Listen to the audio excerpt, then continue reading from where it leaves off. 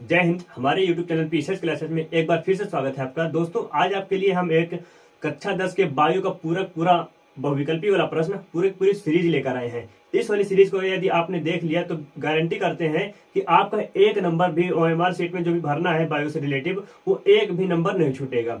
इस बात की तो गारंटी मैं दे रहा हूं। बट उसके लिए आपको पूरा स्टार्टिंग से लेकर लास्ट तक देखना होगा, क्योंकि हम इसमें फर्स्ट लेसन से लेकर लास्ट लेसन तक का पूरा टॉपिक है इसमें इन्वॉल्व किया है। जितने भी क्वेश्चन बन सकते हैं ओएमआर से संबंधित उन सारे प्रश्नों को इसमें हम इन्वॉल्व किए हैं। यदि आपने पूरी सीरीज एक बार देख ली है, पूरी की पूरी सीरीज में एक भी ऐसा प्रश्न नहीं रहेगा जो आपके बोर्ड एग्जाम में छूट जाए।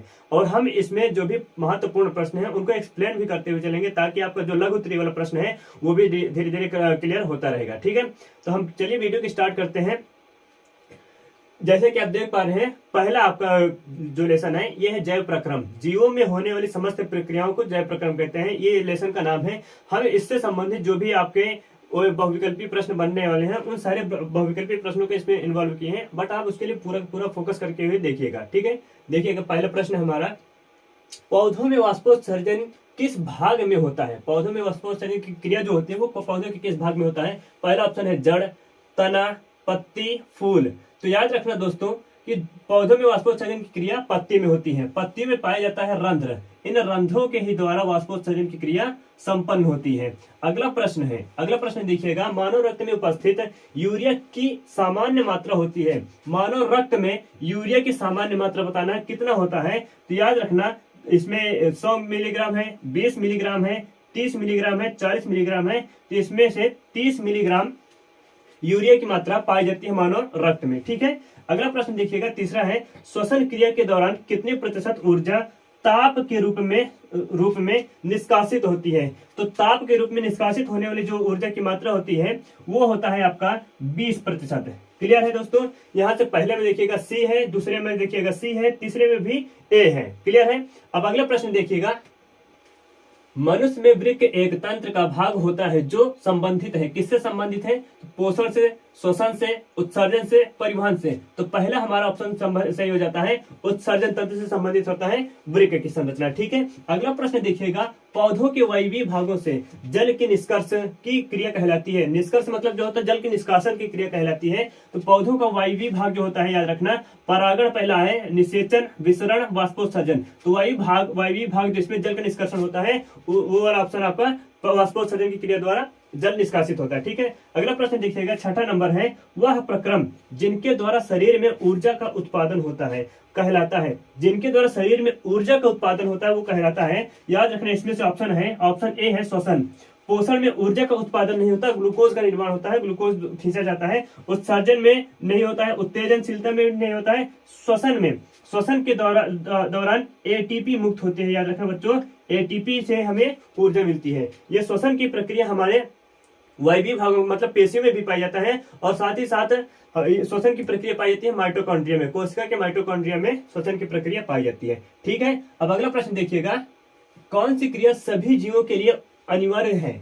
इसमें प्रश्न क्या है कि कौन सी क्रिया सभी जीवों के लिए अनिवार्य होती है? ऐसी कौन सी क्रिया है? देखिएगा यहाँ पर, पहला प्रकाश संश्लेषण, दूसरा वाष्पोत्सर्जन, तीसरा श्वसन, चौथा है चलन। प्रकाश संश्लेषण सिर्फ पौधों में होता है, वाष्पोत्सर्जन भी सिर्फ पौधों में होता है, चलन की प्रक्रिया सिर्फ जंतुओं में होती है। तो ये तीनों को छोड़कर बाकी आपका सही कौन सा है? श्वसन वाली प्रक्रिया पौधों में भी होता है और जंतुओं में भी होता है। क्लियर है यहाँ तक? अगला प्रश्न देखिएगा, आठवां है, मैग्नीशियम पाया जाता है। पौधों के किस भाग में मैग्नीशियम पाया जाता है? याद रखना, क्लोरोफिल है पहला, लाल रक्त कणिका में, वर्णिलावक में, और श्वेत रक्त कण में। तो इन दोनों में तो नहीं पाया जाता है। मैग्नीशियम आपका पाया कहाँ जाएगा? क्लोरोफिल में। मैग्नीशियम के कारण ही क्लोरोफिल का जो रंग होता है वो हरा होता है। क्लियर है यहाँ तक? अगला प्रश्न देखिएगा, 9वां है, मानव हृदय में पाए जाते हैं। मानव हृदय में कितने वेश्म पाए जाते हैं? 3 वेश्म, 2 वेश्म, 4 वेश्म और 5 वेश्म। याद रखना, मानव हृदय में 4 वेश्म पाए जाते हैं। 3 वेश्म पाए जाते हैं सरीसृप में। जितने भी सरीसृप पाए जाते हैं आपके पृथ्वी पर, उन सभी सरीसृपों में 3 वेश्म वाला हृदय पाया जाता है। ठीक है, 2 वेश्म पाया जाता है मछली में। जितनी भी मछली वाली होती है, मछलियां होती हैं, चाहे समुद्री हो चाहे जली मछली हो, सब के सब में क्या पाया जाएगा? 2 वेश्म। क्लियर है? अब अगला प्रश्न देखते हैं, प्रकाश संश्लेषण द्वारा किसकी प्राप्ति होती है? प्रकाश संश्लेषण एक प्रक्रिया होती है जो पौधे में कंप्लीट होता है। प्रकाश संश्लेषण के द्वारा किस चीज की प्राप्ति होती है? किस पदार्थ की? वसा पहला ऑप्शन है, दूसरा प्रोटीन, तीसरा है ग्लूकोज, चौथा है प्रकाश। तो याद रखना प्रकाश संश्लेषण के द्वारा ग्लूकोज का निर्माण होता है। ठीक है, अगला प्रश्न देखिएगा, कोशिका झिल्ली किस प्रकार की झिल्ली होती है? जो शरीर में कोशिका पाई जाती है, जितनी भी कोशिकाएं पाई जाती है उसमें पाई जाती है कोशिका झिल्ली, वो किस प्रकार की कोशिका झिल्ली होती है? ऑप्शन है आपका पारगम्य, दूसरा अपारगम्य, तीसरा है अर्धपारगम्य, तीसरा इनमें से कोई नहीं। तो याद रखना दोस्तों, तो हमारी जो कोशिका झिल्ली होती है वो अर्धपारगम होती है, अर्थात जो भी हमारे शरीर में आवश्यक पदार्थ होते हैं चयनात्मक पुनरावशोषण का काम करती है हमारी कोशिका झिल्ली। ठीक है, इसलिए उसको हम अर्धपारगम झिल्ली भी कहते हैं। अगला प्रश्न देखिएगा, 12वां है, दही के जमने में निम्नलिखित कौन सी क्रिया होती है? तो दही किस क्रिया के द्वारा जमती है? तो ऑप्शन है आपका अपघटन, प्रकाश संश्लेषण, किण्वन, उत्सर्जन। अपघटन की क्रिया द्वारा नहीं होगा, प्रकाश संश्लेषण द्वारा भी नहीं होगा, उत्सर्जन द्वारा भी नहीं होगा, और किसके द्वारा होगा?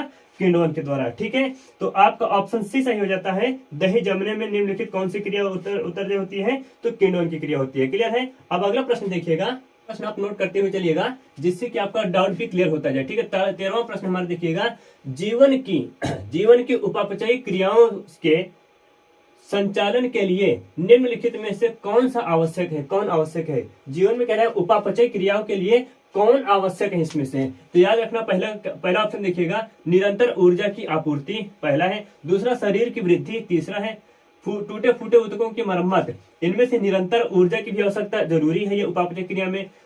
अगला है शरीर की वृद्धि भी जरूरी है। अगला है टूटे फूटे ऊतकों की मरम्मत भी जरूरी है, क्योंकि शरीर में हमारे क्या करना है? निम्नलिखित में से कौन सा आवश्यक है? इनमें से आवश्यक ऊर्जा की जरूरत पूर्ति भी जरूरी है, शरीर की वृद्धि भी जरूरी है, और टूटे फूटे ऊतकों की मरम्मत भी जरूरी है। तो इनमें से लास्ट वाला ऑप्शन सही होगा, डी, इनमें से सभी। ये सब के सब आपके सही है। ठीक है, अगला प्रश्न देखिएगा 14वां, मानव में डायलिसिस थैली होती है। डायलिसिस बच्चों याद रखना, ये वृक्क से संबंधित होता है। किससे? वृक्क से संबंधित होता है डायलिसिस की प्रक्रिया। इसमें क्या होता है? वृक्क में पाया जाता है आपका नेफ्रॉन। नेफ्रॉन क्या करता है? जो रक्त में पाई जाती है अशुद्धियां पाई जाती हैं, जो न्यूक्लिक अम्ल पाए जाते हैं, एसिटिक जो भी अम्ल पाए जाते हैं आपके रक्त में, उन सभी अम्लों को छानकर नेफ्रॉन क्या करता है? मूत्र मार्ग शरीर से बाहर कर देता है। न्यूरॉन आपका ब्रेन में पाया जाता है, माइटोकॉन्ड्रिया कोशिका में पाया जाता है। इनमें से कोई नहीं, ये सब ये ऑप्शन है नहीं सही, ये आपका नेफ्रॉन ही सही ऑप्शन है। अगला प्रश्न देखिएगा 15वां, मत्स्य का मुख्य श्वसन अंग है। मत्स्य मतलब मछली का मुख्य श्वसन अंग कौन सा है? तो याद रखना, इसमें से ऑप्शन आपका रंध्र, फेफड़ा, गिल्स, नाक। तो आपका सही ऑप्शन हो जाएगा गिल्स। गिल्स को हम क्लोम भी कहते हैं। क्या कहते हैं? क्लोम भी कहते हैं। जबकि रंध्र कीटों में पाया जाता है, फेफड़ा मनुष्यों में, अन्य जंतुओं में भी पाया जाता है। ठीक है, तो ये ऑप्शन आपका सही हो जाएगा। हमारा 16वां प्रश्न देखिएगा, पौधों में गैसों का निष्कासन के लिए जो गैस का निष्कासित किया जाता है किस क्रिया का उपयोग होता है? ऑप्शन है आपका परासरण, विसरण, वाष्पोत्सर्जन और परिवहन। तो याद रखना बच्चों, ऑप्शन सी आपका सही है। वाष्पोत्सर्जन की क्रिया के द्वारा जितनी भी गैसें आपके पौधों में बनती है वो सब के सब निष्कासित हो जाती है। इसी के साथ साथ H2O अर्थात जल का भी निष्कासन हो जाता है, ये भी याद रखना। अगला प्रश्न देखिएगा, क्लोरोफिल वर्णक का रंग है। क्लोरोफिल एक प्रकार का वर्णक है जो पौधों की पत्तियों में पाया जाता है। इसका रंग होता है हरा। क्लियर है? नीला, सफेद, लाल, ये तीनों के तीनों गलत है। आपका क्लोरोफिल का रंग कैसा होता है? हरा।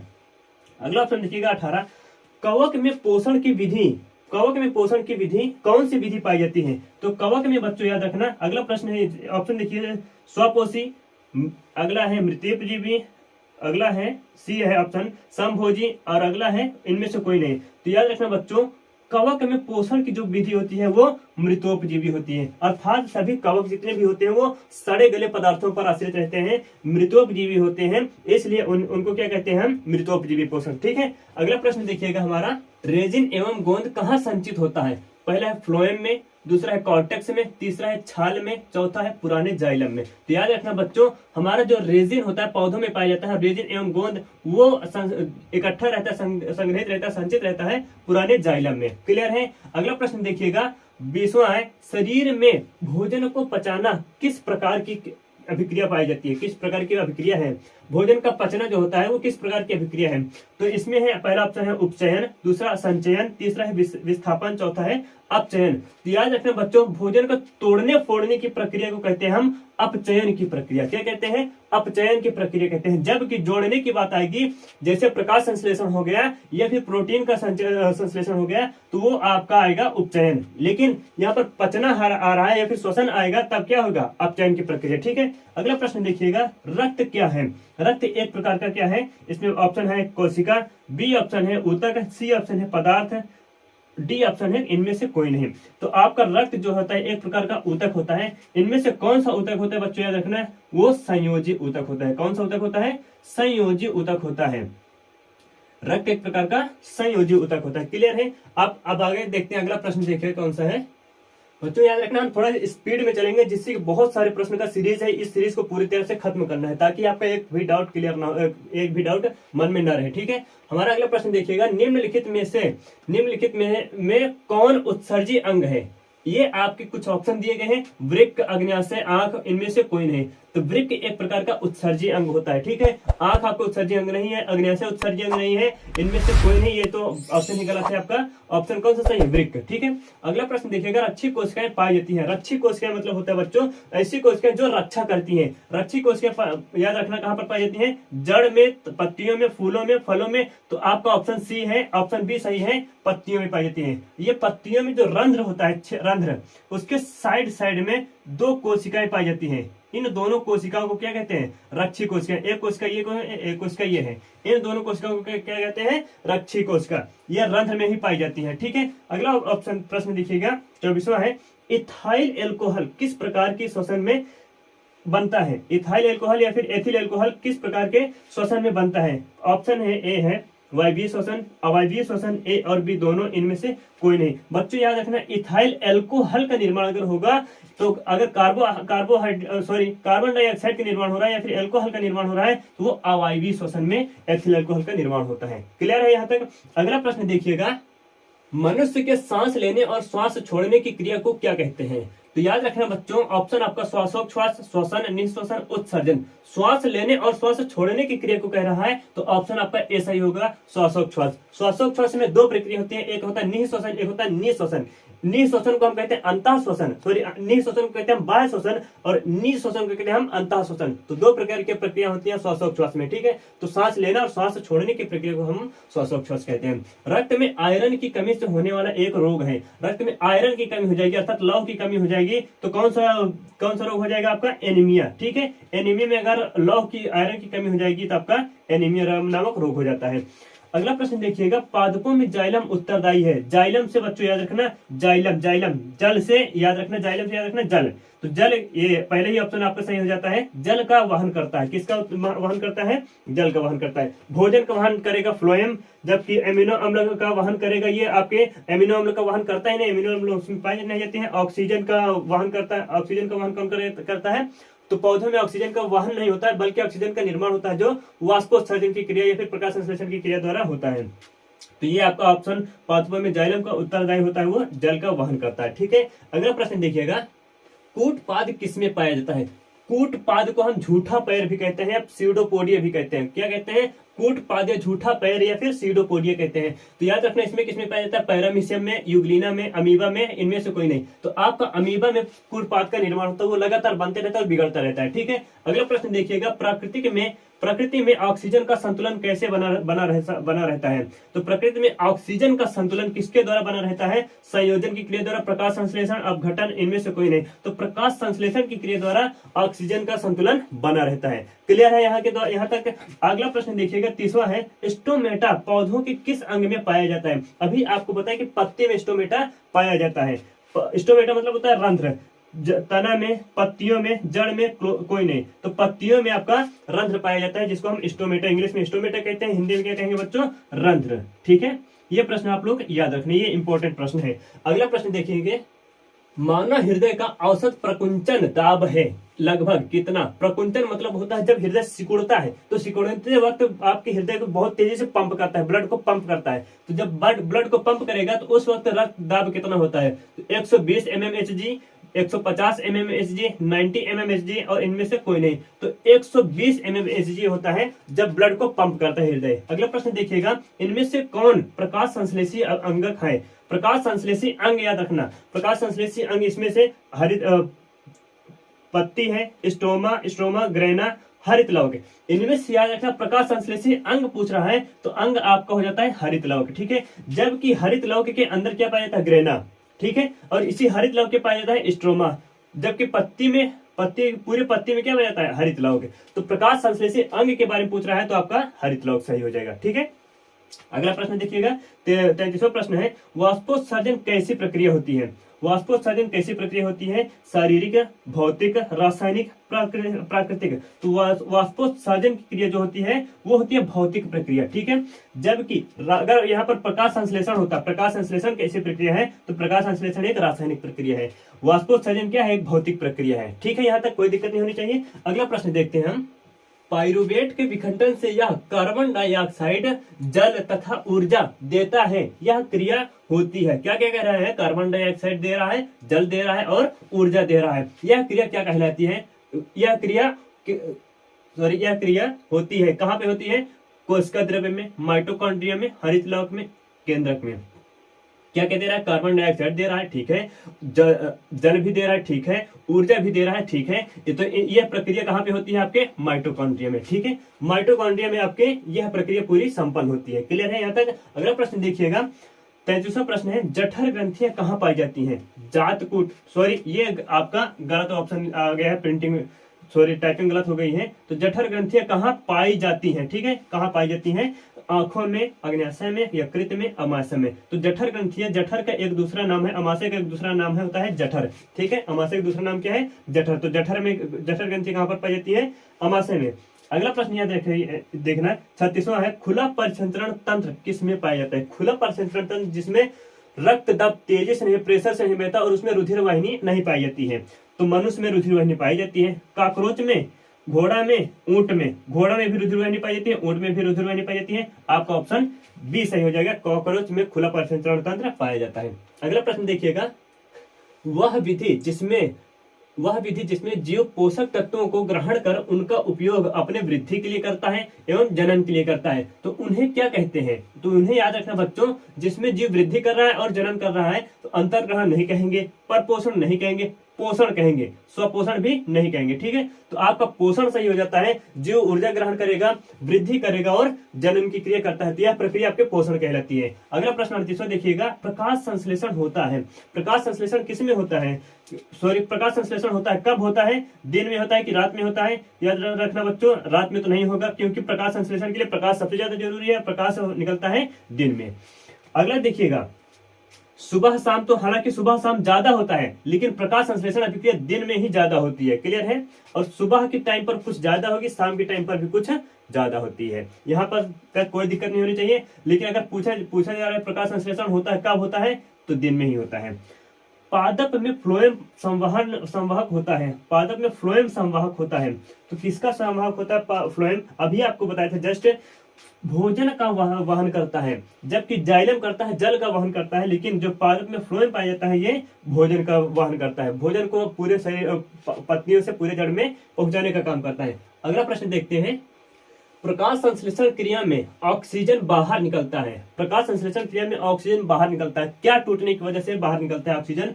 ऑप्शन आपका ए है जल, ऑप्शन बी है कार्बन डाइऑक्साइड, ग्लूकोज से, डिक्टियोसोम से, ठीक है। डिक्टियोसोम जो लिखा डिक्टियोसोम होता है। तो याद रखना, इसमें प्रकाश संश्लेषण में अगर ऑक्सीजन बाहर निकल रही है तो जल के टूटने से होते हैं। जल में होता है H2O, क्या होता है जल में? H2O, H अलग हो जाता है, हाइड्रोजन अलग होता है, जबकि ऑक्सीजन मुक्त हो जाती है, ठीक है। तो याद रखना आपका ऑप्शन कौन सा हो जाएगा? जल वाला। अगला प्रश्न देखिएगा, रक्त में हल्के पीले रंग का चिपचिपा द्रव कहते हैं, हल्के पीले रंग का पूछ रहा है। तो रक्त के दो भाग होते हैं, एक होता है रक्त कण के, एक होता है रक्त प्लाज्मा। जो प्लाज्मा होता है ये हल्का पीले रंग का चिपचिपा पदार्थ होता है, तो यहाँ तो ऑप्शन ए ही सही है आपका, प्लाज्मा। सीरम, लिम्फ, लसिका ये सब नहीं होगा, ये सब रक्त के थोड़े से भाग होते हैं, ठीक है। रक्त के छनने की वजह से लसिका, सीरम या लिम्फ का निर्माण होता है, जबकि इन तीनों के एक ही कहते हैं। प्लाज्मा आपका सही हो जाएगा। ऑप्शन आपका ये देखिएगा 42 प्रश्न है, प्रकाश संश्लेषी अंगक है। अभी जस्ट इसके पहले प्रश्न आया था, प्रकाश संश्लेषी अंगक है, इसमें से आपका क्लोरोफिल कहाँ है, क्लोरोफिल हो जाएगा। ठीक है, हरित लवक नहीं होगा, पत्ती में पत्ती नहीं होगा, क्लोरोप्लास्ट नहीं होगा, जबकि क्या कौन सा सही हो जाएगा आपका क्लोरोफिल। क्लियर है, यहाँ तक कोई दिक्कत नहीं होनी चाहिए। अगला प्रश्न देखते हैं हम। तो बच्चों याद रखना, हम थोड़ा सा फास्ट चलेंगे क्योंकि हमें पूरा पूरा जो सीरीज लेकर आए पूरे का पूरा का हमें कवर करना है, जिससे कि आपका एक भी प्रश्न छूटने ना पाए। अगला प्रश्न देखिएगा, वृक्क के संरचनात्मक एवं क्रियात्मक इकाई को कहते हैं। वृक्क के संरचनात्मक एवं क्रियात्मक इकाई कह रहा है, तो ऑप्शन आपका नेफ्रॉन सही हो जाएगा। मूत्रवाहिनी नहीं होगा, ग्लोमेरुलस नहीं होगा, बोमेन संपुट भी नहीं होगा, क्या हो जाएगा आपका नेफ्रॉन। नेफ्रॉन से ही आपके वृक्क की पूरी संरचना बनी होती है। आपके वृक्क में लगभग 10 से 12 लाख नेफ्रॉन पाए जाते हैं। आगे देखिएगा, 44 प्रश्न है, मनुष्य के शरीर की सबसे बड़ी ग्रंथि कौन सी है। सबसे बड़ी ग्रंथि पूछ रहा है, इसमें अंतः और बहिस्रावी ग्रंथि नहीं पूछ रहा है, तो आपका लीवर सही हो जाएगा। लीवर एक शरीर की आपकी सबसे बड़ी और बहिस्रावी ग्रंथि होती है। ठीक है, और अंतःस्रावी ग्रंथि की बात करेंगे तो आपकी थायराइड ग्रंथि हो जाती है अंतःस्रावी ग्रंथि में, लेकिन अगर बहिस्रावी ग्रंथि की बात की जा रही है तो आपका लीवर सही होगा। ठीक है, अगला देखते हैं, स्वपोषी पोषण के लिए आवश्यक नहीं है। स्वपोषी पोषण के लिए आवश्यक नहीं, क्या चीज के लिए स्वपोषी पोषण के लिए आवश्यक नहीं होता है। पहला ऑप्शन है आपका ऑक्सीजन, दूसरा क्लोरोफिल, तीसरा है सौर प्रकाश, चौथा है जल। तो स्वपोषी पोषण के लिए आपका क्लोरोफिल चाहिए, ठीक है, पौधों में पाया जाता है। जल भी चाहिए प्रकाश संश्लेषण करने के लिए, ठीक है। सौर का प्रकाश चाहिए सूर्य प्रकाश संश्लेषण करने के लिए, लेकिन ऑक्सीजन नहीं चाहिए। तो आपका ऑप्शन कौन सा सही हो जाता है, ऑप्शन ए सही हो जाता है। ठीक है, स्वपोषी पोषण के लिए आवश्यक नहीं है, तो आपका ऑक्सीजन नहीं चाहिए। अगला प्रश्न देखते हैं, इनमें से किसके द्वारा अमीबा में भोजन अंतर्ग्रहण होता है। भोजन अंतर्ग्रहण होता है, तो याद रखना कूटपाद द्वारा। अमीबा में ही कूटपाद का निर्माण होता है, जबकि अन्य जीवों में कूटपाद का निर्माण नहीं होता है। इन्हीं के द्वारा एक प्याली जैसी संरचना बनेगी और उसी के अंदर शैवाल, प्लैंक्टन, शैवाल, डायटम्स और बैक्टीरिया को ये ग्रहण करते हैं। अमीबा क्या ग्रहण करते हैं, शैवाल, डायटम्स और बैक्टीरिया को ग्रहण करते हैं। अगला प्रश्न देखिएगा, 47, पाचन क्रिया पूर्ण होती है। पाचन क्रिया किसमें पूर्ण होती है, पूरी तरह से कंप्लीट हो जाएगी, उसके बाद पाचन क्रिया नहीं होती है। तो अग्न्याशय में, बड़ी आंत में, छोटी आंत में, ग्रास नली में।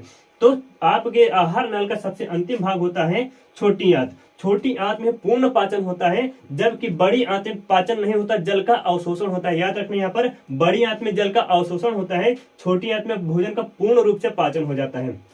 अगला प्रश्न देखिएगा, 48 है, एक वयस्क मनुष्य में कितने दांत होते हैं। वयस्क मनुष्य की बात कर रहा है, तो उसमें आप जानते हैं कि 32 जोड़ी होते हैं, 32 जोड़ी दांत पाए जाते हैं। और पूछेगा कि मनुष्य का दंत सूत्र लिखिए, तो आप याद रखना है 2123 बटे 2123। यही आप लोग याद रखना कि मनुष्य का अगर दंत सूत्र पूछा है तो 2123 बटे 2123। ठीक है, अगला प्रश्न देखते हैं, मछली के हृदय में कोष्ठकों की संख्या कितनी होती है। अभी जस्ट इसको पहले बताए थे कि मछली के कोष्ठक में, मछली के हृदय में 2 कोष्ठकों की संख्या होती है, जबकि 3 होती है सरीसृप में, मनुष्य में 4 होती है। अगला है, स्वाद कलिकाएं पाई जाती, स्वाद कलियां पाई जाती हैं, कहां पर पाई जाती है, अग्न्याशय में पाई जाएंगी, नहीं। स्वाद लेना है हमें तो जीभ में ही पाई जाएंगी, या पहला दूसरा ऑप्शन आपका सही हो जाता है, जीभ के ऊपरी सतह पर आपकी स्वाद कलिकाएं पाई जाती है। अग्न्याशय, अग्रचौर्ण ये गलत हो जाएगा, ग्रसनी की भीतरी दीवार ये भी गलत हो जाएगा। अगला प्रश्न देखिएगा, अमाशय के अग्रभाग को कहते हैं। अमाशय का अग्रभाग कहलाता है, अमाशय जो ऊपर वाला भाग कहलाता है वो क्या कहलाता है, क्योंकि वो हार्ट के पास रहता है। हार्ट का एक दूसरा नाम होता है कार्डियक। इसमें देखेंगे कार्डियक है कहीं पर, हाँ ये देखो सी ऑप्शन आपका सही हो जाता है। अमाशय के अग्रभाग को कहते हैं, तो ऊपरी भाग को हम कहते हैं कार्डियक। ठीक है, कार्डियक पाइलोरिक फंडिकुला लास्ट में होता है। अगला प्रश्न देखिएगा, मुख गुहा का पिछला भाग कहलाता है। मुख गुहा का जो पिछला भाग होता है वो क्या कहलाता है, ऑप्शन आपका ग्रसनी है, ग्रास नली है, ग्रहणी है, अग्न्याशय है। तो मुख गुहा का पिछला वाला भाग कहलाता है, ये आपका मुख गुहा, इसका पिछला वाला भाग कहलाता है ये वाला भाग। ये वाला भाग आपका कहलाता है ग्रसनी। ठीक है, ग्रहणी तो एक छोटी आंत का एक भाग होता है, ग्रास नली तो लंबी संरचना होती है, अग्न्याशय एक छोटी सी ग्रंथि होती है। ठीक है, अगला प्रश्न देखिएगा, 53 नंबर है, निम्नलिखित में से कौन सजीव के मुख्य लक्षण होते हैं। सजीवों के मुख्य लक्षण याद रखना, तो याद रखना आप लोग, स्थानांतरण, पेड़ पौधे स्थानांतरण नहीं कर सकते हैं, जबकि जंतु कर सकते हैं, ये मुख्य लक्षण इसका नहीं है। प्रकाश संश्लेषण सिर्फ पौधे कर सकते हैं, जंतु नहीं कर सकते हैं। श्वसन जंतु भी करेंगे और पादप भी करेंगे, इनमें से कोई नहीं ऑप्शन है आपका गलत है, आपका ऑप्शन सही कौन हो जाएगा, श्वसन। अगला प्रश्न देखिएगा, 53 नंबर है, 53 नंबर में देखिए, सॉरी 53 दो प्रश्न, दो नंबर हो गए। आप देखिएगा ये 54 नंबर है। ठीक है, छोटी आंत एवं बड़ी आंत के जोड़ों पर पाई जाने वाली एक छोटी नलीनुमा रचना को कहते हैं। छोटी नलीनुमा रचना, या फिर इसको कहते हैं अंगुली नुमा संरचना। ठीक है, क्या कहते हैं इसको हम? अंगुली नुमा संरचना। यहाँ पर लिख लेना आप लोग, अंगुली नुमा संरचना। तो अंगुली नुमा संरचना कहाँ पर पाई जाती है? छोटी आंत और बड़ी आंत जहां पर मिलती है। जैसे यहाँ पर आपका बड़ी आंत हो गया, मान लेते हैं यहाँ पर, ठीक है, ये बड़ी आंत हो गया, यहाँ से नीचे आपको मलाशय निकल जाता है, आपकी छोटी आंत इसमें ऐठी रहती है। ठीक है, तो इस वाले स्थान पर जहां पर छोटी आंत बड़ी आंत से मिलती है, तो इस वाले भाग को कहते हैं हम, इस वाले भाग को क्या कहेंगे? आपका इसमें ऑप्शन है आपका अपेंडिक्स। ठीक है, इसका दूसरा नाम होता है कृमि परिशेषिका भी कहते हैं इसको, कृमि परिशेषिका, और एक और नाम है अपेंडिक्स। ठीक है, सीकम नहीं कहेंगे, रेक्टम नहीं कहेंगे, कॉलन नहीं कहेंगे।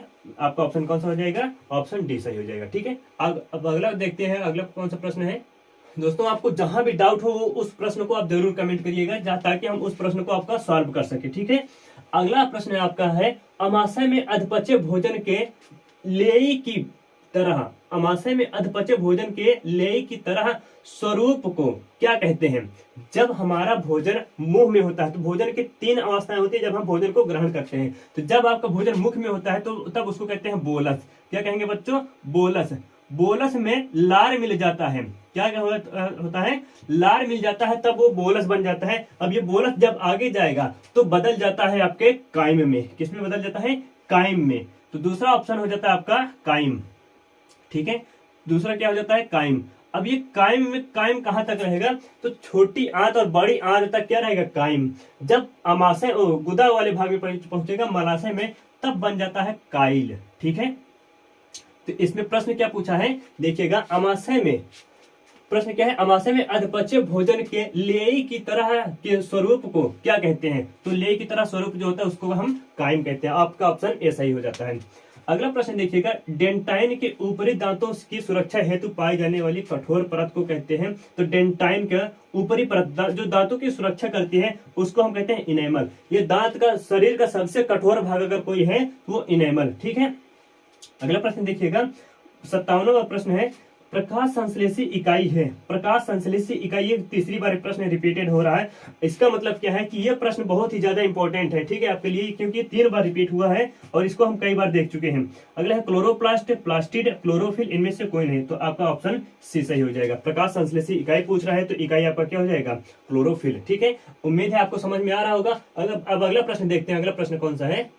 प्रकाश संश्लेषण की क्रिया का मुख्य उत्पाद नहीं है। प्रकाश संश्लेषण की जो क्रिया होती है उसका मुख्य उत्पाद नहीं है। प्रकाश संश्लेषण की क्रिया के दौरान कुछ उत्पाद बनते हैं, कुछ रिजल्ट आते हैं, कुछ उत्पाद बनते हैं। तो उनमें से आपका ग्लूकोज बनता है, सही है। ऑक्सीजन भी बनता है, सही है। कार्बन डाइऑक्साइड भी बनता है, सही है। ये तीनों प्रकाश संश्लेषण के द्वारा कार्बन डाइऑक्साइड का निर्माण नहीं होता है। तो इसमें आपका ऑप्शन में क्या होना चाहिए कि प्रकाश संश्लेषण प्रक्रिया का मुख्य उत्पाद नहीं है। तो आपका मुख्य उत्पाद क्या नहीं है? Carbon dioxide. ठीक है, क्योंकि जल का निर्माण होता है। तो ऑप्शन आपका कौन सा सही हो जाएगा? Option D. ठीक है, ये दोनों के तो तीनों ऑप्शन ये आपके सही नहीं है। ये प्रकाश संश्लेषण के लिए सही है, जबकि इसमें पूछा है नहीं है, तो आपका कार्बन डाइऑक्साइड नहीं है। अगला प्रश्न देखिएगा, मनुष्य के मुख गुहा में कितने जोड़े लार ग्रंथियां पाई जाती है? तो मुख गुहा में पूछ रहा है कि मुख गुहा में तो 3 जोड़ी लार ग्रंथियां पाई जाती है। कितनी जोड़ी? 3 जोड़ी लार ग्रंथियां पाई जाती है। आपका ऑप्शन सी सही है। 60वां प्रश्न देखिएगा, इनमें कौन सी रचना द्वारा अमीबा में भोजन का अंतर ग्रहण होता है? तो याद रखना बच्चों, अमीबा में कूटपाद का निर्माण होता है, वो प्यालीनुमा संरचना बनाते हैं। आपका ऑप्शन ए सही हो जाता है। रसधानी नहीं बनेगा, सीलिया नहीं बनेगा, पिनासाइट नहीं बनेगा, जबकि सीलिया आप लोग याद रखना ये पैरामीशियम में होता है, और भोजन जो ग्रहण करते हैं वो सीलिया द्वारा, वो पैरामीशियम ही ग्रहण करते हैं। अब अगला प्रश्न देखिएगा, अगला प्रश्न कौन सा है? प्रश्न देखिएगा, पेप्टोन पेप्टाइड को निम्नलिखित में किस रूप में तोड़ता है? ये पेप्टोन जो है ये पेप्टाइड को किस रूप में तोड़ता है? तो याद रखना बच्चों, ये दोनों के दोनों एक प्रकार के प्रोटीन के प्रकार होते हैं। ठीक है, पहले प्रोटीन जो तोड़ेगा तो पहले टूटेगा पेप्टोन में, उसके बाद जब दूसरी बार टूटेगा तो बदलेगा पेप्टाइड में, जब तीसरी बार जब पेप्टाइड टूटता है तो बदल जाता है आपका एमिनो अम्ल में। ठीक है, ये तीसरी बार टूटने की वजह से आपका एमिनो अम्ल का निर्माण होता है। वसा आपका गलत हो जाएगा, पॉलीपेप्टाइड गलत हो जाएगा, न्यूक्लियोसाइड ये भी गलत हो जाएगा। ठीक है, आपका ऑप्शन ए सही रहेगा। 62 है, अमीबा का मुख्य मुख्य भोजन है। अमीबा का मुख्य भोजन आपको बताए थे कि अमीबा क्या क्या ग्रहण करता है। तो शैवाल के टुकड़े गलत है, डाइटम्स एवं एककोशिकीय जीव ये भी गलत है, बैक्टीरिया ये भी गलत है। आपका इनमें से तीनों कौन सा? शैवाल के टुकड़े भी ग्रहण करता है, ठीक है, अब डाइटम्स भी ग्रहण करता है, अमीबा और बैक्टीरिया भी ग्रहण करता है। इसलिए इनमें से सभी अमीबा का मुख्य भोजन कौन है? ये तीनों, शैवाल, डाइटम्स और बैक्टीरिया, ठीक है। अगला प्रश्न देखिएगा, ग्रहणी भाग है। ग्रहणी आप लोग याद रखना, ये छोटी आंत की सबसे पहली ही संरचना होती है, सी आकार की होती है। तो ग्रहणी किसका भाग है? मुख गुहा का, अमाशय का, छोटी आंत का और बड़ी आंत का। तो छोटी आंत का आपका भाग होता है कौन सा? ग्रहणी। इसकी संरचना कैसे होती है? सी आकार का, ये ऐसे कुछ इस तरह कुछ होती है। इसके पहले पाया जाता है आपका अमाशय पाया जाता है, ये तो आपको याद रखना है। ये क्या है आपका? अमाशय, ये है आपका ग्रहणी। ग्रहणी के बाद ये पहली संरचना स्टार्ट होती है छोटी आंत का। तो ये ग्रहणी किसका भाग है? आपका छोटी आंत का। तो ये 63 प्रश्न आपके, टोटल 63 प्रश्न है। ये आपके पाचन तंत्र अर्थात जैव प्रकरण से संबंधित है। अब अगला देखते हैं, अगला लेसन का नाम, अगले लेसन का नाम है नियंत्रण एवं समन्वय, कंट्रोल एंड कोऑर्डिनेशन। ये एमसीक्यू है कंट्रोल एंड कोऑर्डिनेशन वाले चैप्टर का। आप इसको विधियों से देखिएगा। आपके जो फर्स्ट वाला चैप्टर था उसमें टोटल 63 प्रश्न थे और इस वाले में थोड़ा सा उससे कम है। हम इंपॉर्टेंट क्वेश्चन ही इसमें इन्वॉल्व किए हैं, ज्यादा डाउट वाला नहीं इन्वॉल्व किए हैं, या फिर जो एग्जाम नहीं पूछा जाता उसको हम इन्वॉल्व नहीं किए, ठीक है। नियंत्रण एवं समन्वय वाले देखते हैं, इसमें से कौन कौन से प्रश्न आपके आते हैं। पहला प्रश्न देखिएगा, हार्मोन स्रावित होता है।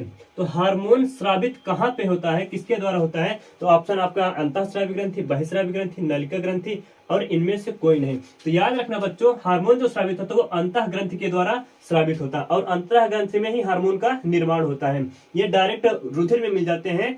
और जो बहिस्रावी ग्रंथि है इनको हम नलिका युक्त ग्रंथि भी कहते हैं। यह हार्मोन स्रावित होता है किसमें? आपका अंतःस्रावी ग्रंथि में। सही हो जाएगा। ग्वाइटर अथवा घेंघा पनपता है। ग्वाइटर एवं घेंघा ये आपके यहीं पर पाया जाता है। यहाँ पर आपके विटामिन आयोडीन की कमी से होता है। कौन सा प्रश्न आपका है? कौन सा इसमें है? ऑप्शन बी, ठीक है। आयोडीन की कमी से कौन सा रोग हो जाता है? घेंघा रोग हो जाता है, ठीक है। अगला प्रश्न देखिएगा, थायरॉक्सिन का स्रावण कहाँ होता है? थायरॉक्सिन एक प्रकार का हार्मोन है, ये हमारे थायराइड ग्रंथि है, जो थायराइड ग्रंथि है यहीं पर इसका स्रावण होता है। तो ऑप्शन में आपका ए सही हो जाएगा, थायराइड ग्रंथि, ठीक है। यकृत में आप नहीं होगा, वृषण में नहीं होगा, वृक्क में भी थायरॉक्सिन हार्मोन नहीं होगा। अब अगला प्रश्न देखते हैं, कौन सा पादप नियंत्रक फल बेचने वालों द्वारा उपयोग किया जाता है? पादप नियंत्रक एक प्रकार का हार्मोन, याद रखना बच्चों, एक प्रकार का हार्मोन है जो फल बेचने वाले होते हैं वो उसका उपयोग करते हैं। और फल बेचने वाले किसका उपयोग करते हैं? जो फल को पका देते हैं। तो वो आपका ऑप्शन में कौन सा हो जाएगा? एब्सिसिक अम्ल, जिब्रेलिन, ऑक्सिन, इथाइलिन। एथाइलिन आपका सही हो जाएगा, ठीक है। इसको हम एथिलीन भी कहते हैं। क्या कहते हैं? एथिलीन या फिर इथाइलिन भी कहते हैं। इसी का अगर छिड़काव करते हैं तो पादप जो फल होते हैं वो अच्छे से पक जाते हैं। अब अगला प्रश्न देखिएगा, वह संरचना जो उद्दीपन की पहचान करती है, पहचान कराती है, कहलाती है। उद्दीपन मतलब जो बाहरी आघात होता है या फिर बाहरी घटना होती है जो आपको महसूस कराती है, उसे क्या कहते हैं? तो ग्राही अंग कहते हैं। क्या कहते हैं उसको? हम ग्राही अंग कहते हैं। आपके शरीर में 5 प्रकार के ग्राही अंग होते हैं। कितने होते हैं? 5 प्रकार के ग्राही अंग होते हैं। आंख हो गया, नाक हो गया, जीभ हो गया और कान हो गया और त्वचा हो गई। ये 5 प्रकार के ग्राही अंग होते हैं जो उद्दीपन की पहचान कराती हैं। तो उन लोगों को क्या कहेंगे? हम ग्राही अंग, ठीक है। अगले देखते हैं। अगला प्रश्न है, छठा प्रश्न है, इन निम्नलिखित में से कौन सी एक अंतःस्रावी एवं बहिस्रावी ग्रंथि दोनों प्रकार की होती है? अंतःस्रावी एवं बहिस्रावी ग्रंथि दोनों अगर मिक्स हो जाएंगे तो उनको हम कहेंगे मिश्रित ग्रंथि। अब इनमें से मिश्रित ग्रंथि कौन सी होती है? आपका ऑप्शन ए ही सही हो जाएगा, अग्न्याशय, ठीक है। थायराइड ग्रंथि नहीं होगी, पिट्यूटरी ग्रंथि नहीं होगी, पैराथायराइड ग्रंथि भी ये नहीं होगी। ये तीनों के तीनों आपके अंतःस्रावी ग्रंथि होती है, जबकि इसमें पूछा है बहिस्रावी और अंतःस्रावी दोनों ग्रंथि पूछा जा रहा है। आपका अग्न्याशय वाला पार्ट सही हो जाएगा। अब अगला प्रश्न देखते हैं, कौन सी अंतःस्रावी ग्रंथि वृक्क के दोनों ओर ऊपर की ओर स्थित होती है? वृक्क के दोनों ओर ऊपर की ओर स्थित होती है एक अंतःस्रावी ग्रंथि है जिसको कहते हैं हम एड्रिनल ग्रंथि, या फिर कहते हैं उसको हम, कहाँ है ये आपका एड्रिनल ग्रंथि, या फिर उसको अधिवृक्क ग्रंथि भी कहते हैं। क्या कहते हैं? अधिवृक्क ग्रंथि, या फिर उसको कहते हैं हम एड्रिनल ग्रंथि। आपको गोनोइड से इसको नहीं कहेंगे, पिट्यूटरी ग्लैंड नहीं कहेंगे, अग्न्याशय भी नहीं कहेंगे। आपका सही ऑप्शन क्या हो जाएगा? एड्रिनल ग्रंथि या फिर अधिवृक्क ग्रंथि, याद रखना। जीवों में ध्वनि ग्रहण करने के लिए संवेदी अंग है। जीवों में जो ध्वनि ग्रहण करता है वो संवेदी अंग कौन है? तो कान से याद रखना, श्रवण, कान से क्या करते हैं हम? श्रवण करते हैं, ये श्रवण ग्राही अंग होते हैं। प्रकाशग्राही आंख करता है, स्पर्शग्राही अभी आपका त्वचा करता है। ठीक है, ये आपका ऑप्शन कौन सा हो जाएगा, श्रवणग्राही। अगला प्रश्न देखिएगा 9 वाला है, अधिकतर पादप नियंत्रक उत्पन्न होते हैं। पादप नियंत्रक उत्पन्न कहां से होते हैं, तो बढ़ते तने के अग्रभाग से। हाँ, ये तो सही है। बढ़ती जड़ के अग्रभाग से, ये भी सही है। फ्लोएम की संवहनी नलिकाओं पर, ये गलत है।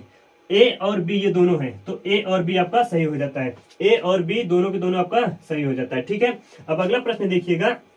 अगला प्रश्न कौन सा है, निम्नलिखित में से कौन सा पादप हार्मोन है। इनमें से 4 ऑप्शन दिए गए, इंसुलिन, थायरॉक्सिन, एस्ट्रोजन, साइटोकाइनिन। इनमें से कौन सा पादप हार्मोन है, तो बच्चों याद रखना, इंसुलिन या ये आपका मनुष्य वाला हार्मोन है, ये थायरॉक्सिन ये भी मानव हार्मोन है, एस्ट्रोजन ये भी मानव हार्मोन है, जबकि साइटोकाइनिन एक प्रकार का पादप हार्मोन है जो कोशिका के विभाजन में और उसकी वृद्धि में सहायता करता है। अगला प्रश्न है, दो तंत्रिका कोशिका के मध्य खाली स्थान को कहते हैं। जहां पर दोनों तंत्रिका कोशिकाएं आपस में मिलती हैं, यहाँ पर कुछ खाली स्थान होता है, उस वाले खाली स्थान को हम कहते हैं द्रुमिका नहीं कहेंगे, सिनेप्टिक दरार कहेंगे, या फिर सिनेप्स कहते हैं। ठीक है, या फिर वहां पर पाई जाती है सिनेप्टिक घुंडियां। याद रखना, सिनेप्टिक घुंडियां भी पाई जाती हैं। उनके बीच में जो संपर्क को, सूचना को एक कोशिका से दूसरी कोशिका में भेजता है, वहां उस स्थान को कहते हैं हम सिनेप्टिक दरार। अगला प्रश्न देखते हैं, मस्तिष्क उत्तरदायी है। मस्तिष्क आपका दिमाग किस लिए उत्तरदायी है, क्या करता है आपका, सोचने के लिए उत्तरदायी है। हाँ, सही है। हृदय स्पंदन के लिए, हाँ ये भी सही, हृदय धड़कने के लिए सहायता करता है। अगला ऑप्शन है, शरीर का संतुलन बनाने के लिए, ये भी सही है लग रहा है। अगला ऑप्शन उपरोक्त सभी, तो उपरोक्त आपका सभी सही हो जाएगा। ठीक है, मस्तिष्क आपका उत्तरदायी किसके लिए, इन तीनों ऑप्शन के लिए सही होता है। अब अगला प्रश्न देखिएगा, बहुकोशिकीय जीवों में निम्न में से किस प्रकार का समन्वय पाया जाता है। तो बहुकोशिकीय जीवों में किस प्रकार का समन्वय पाया जाता है, आप लोग देखिएगा, रासायनिक समन्वय पहला है, तंत्रिका समन्वय ये भी सही लग रहा है, उपर्युक्त दोनों, इनमें से कोई नहीं, तो आपका रासायनिक समन्वय भी पाया जाएगा और तंत्रिका समन्वय। रासायनिक समन्वय में याद रखना बच्चों, जितनी भी आपकी ग्रंथियां पाई जाती है, जो भी हार्मोन होता है, वो रासायनिक संश्लेषण करती है, वो रसायन के द्वारा समन्वय कर नियंत्रण करती है।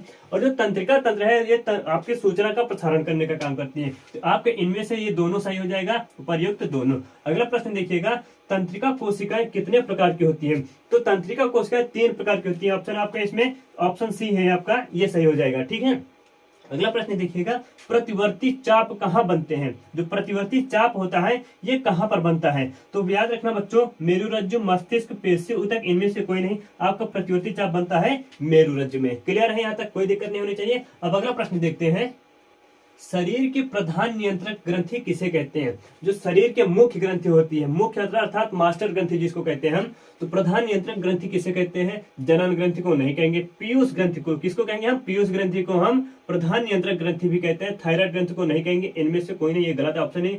आपका सही कौन सा हो जाएगा, बी ऑप्शन सही हो जाएगा। पीयूष ग्रंथि को पिट्यूटरी ग्लैंड भी कहते हैं, पीयूष ग्रंथि को प्रधान नियंत्रक ग्रंथि भी कहते हैं, पीयूष ग्रंथि को हम मास्टर ग्रंथि भी कहते हैं। ये चारों नाम आप लोग याद रखना।